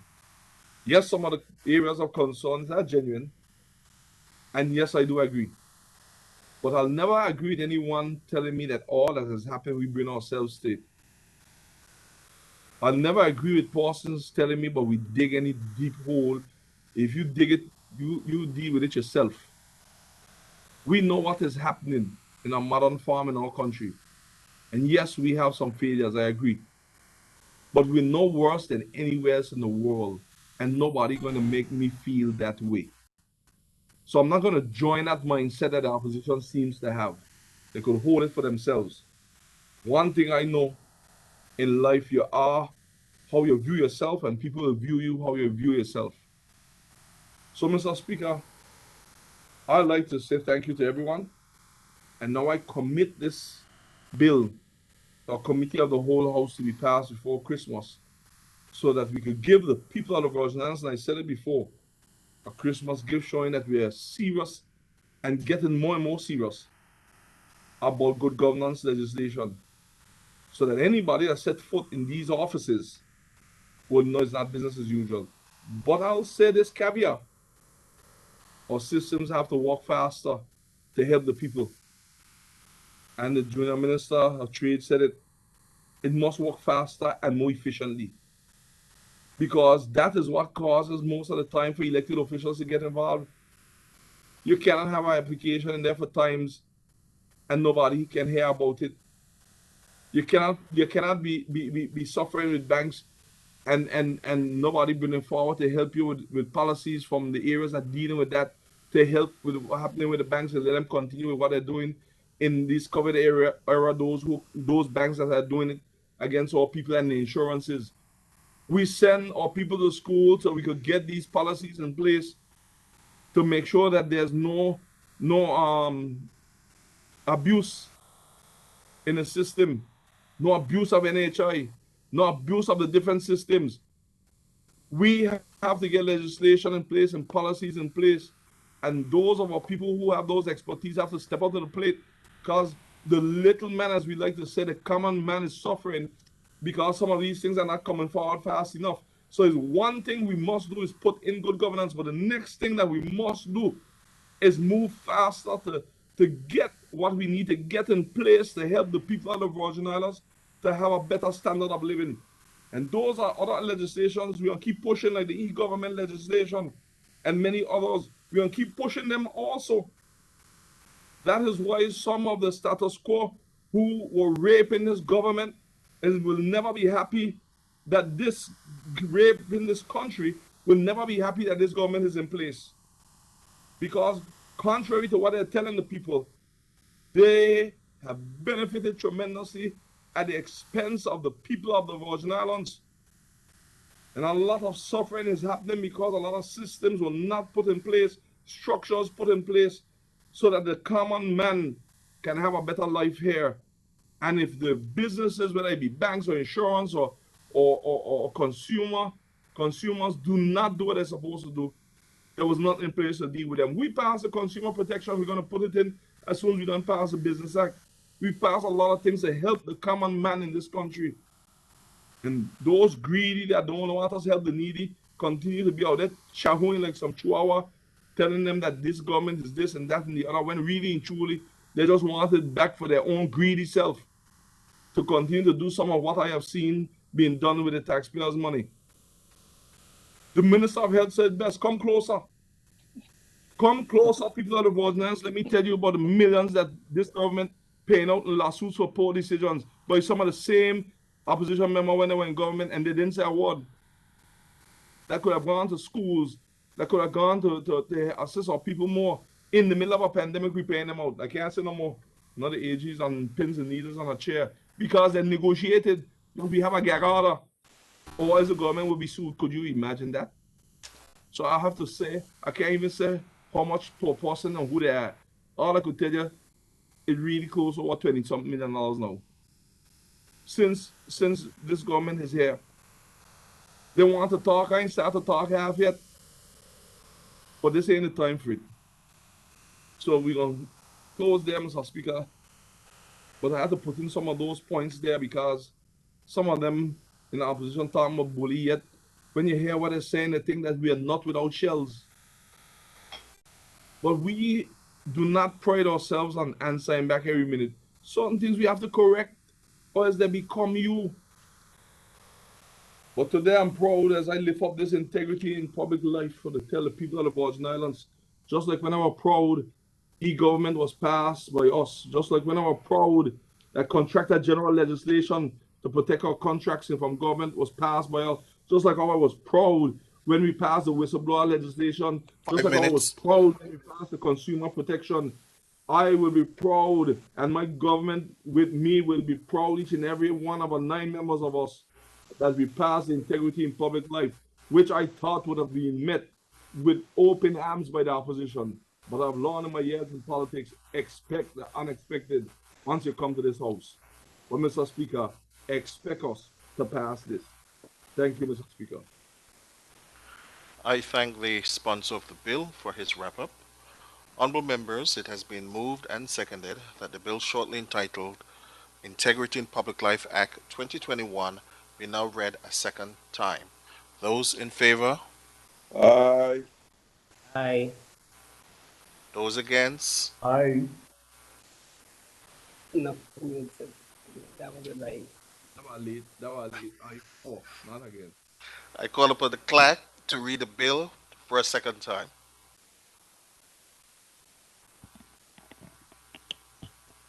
This act may be cited as the Integrity in Public Life Act 2021. Thank you. Pursuant to Standing Order 55-1 of the House of Assembly of the Virgin Islands, the bill now stands committed to a committee of the whole House to consider it clause by clause. This Honourable House now stands in committee.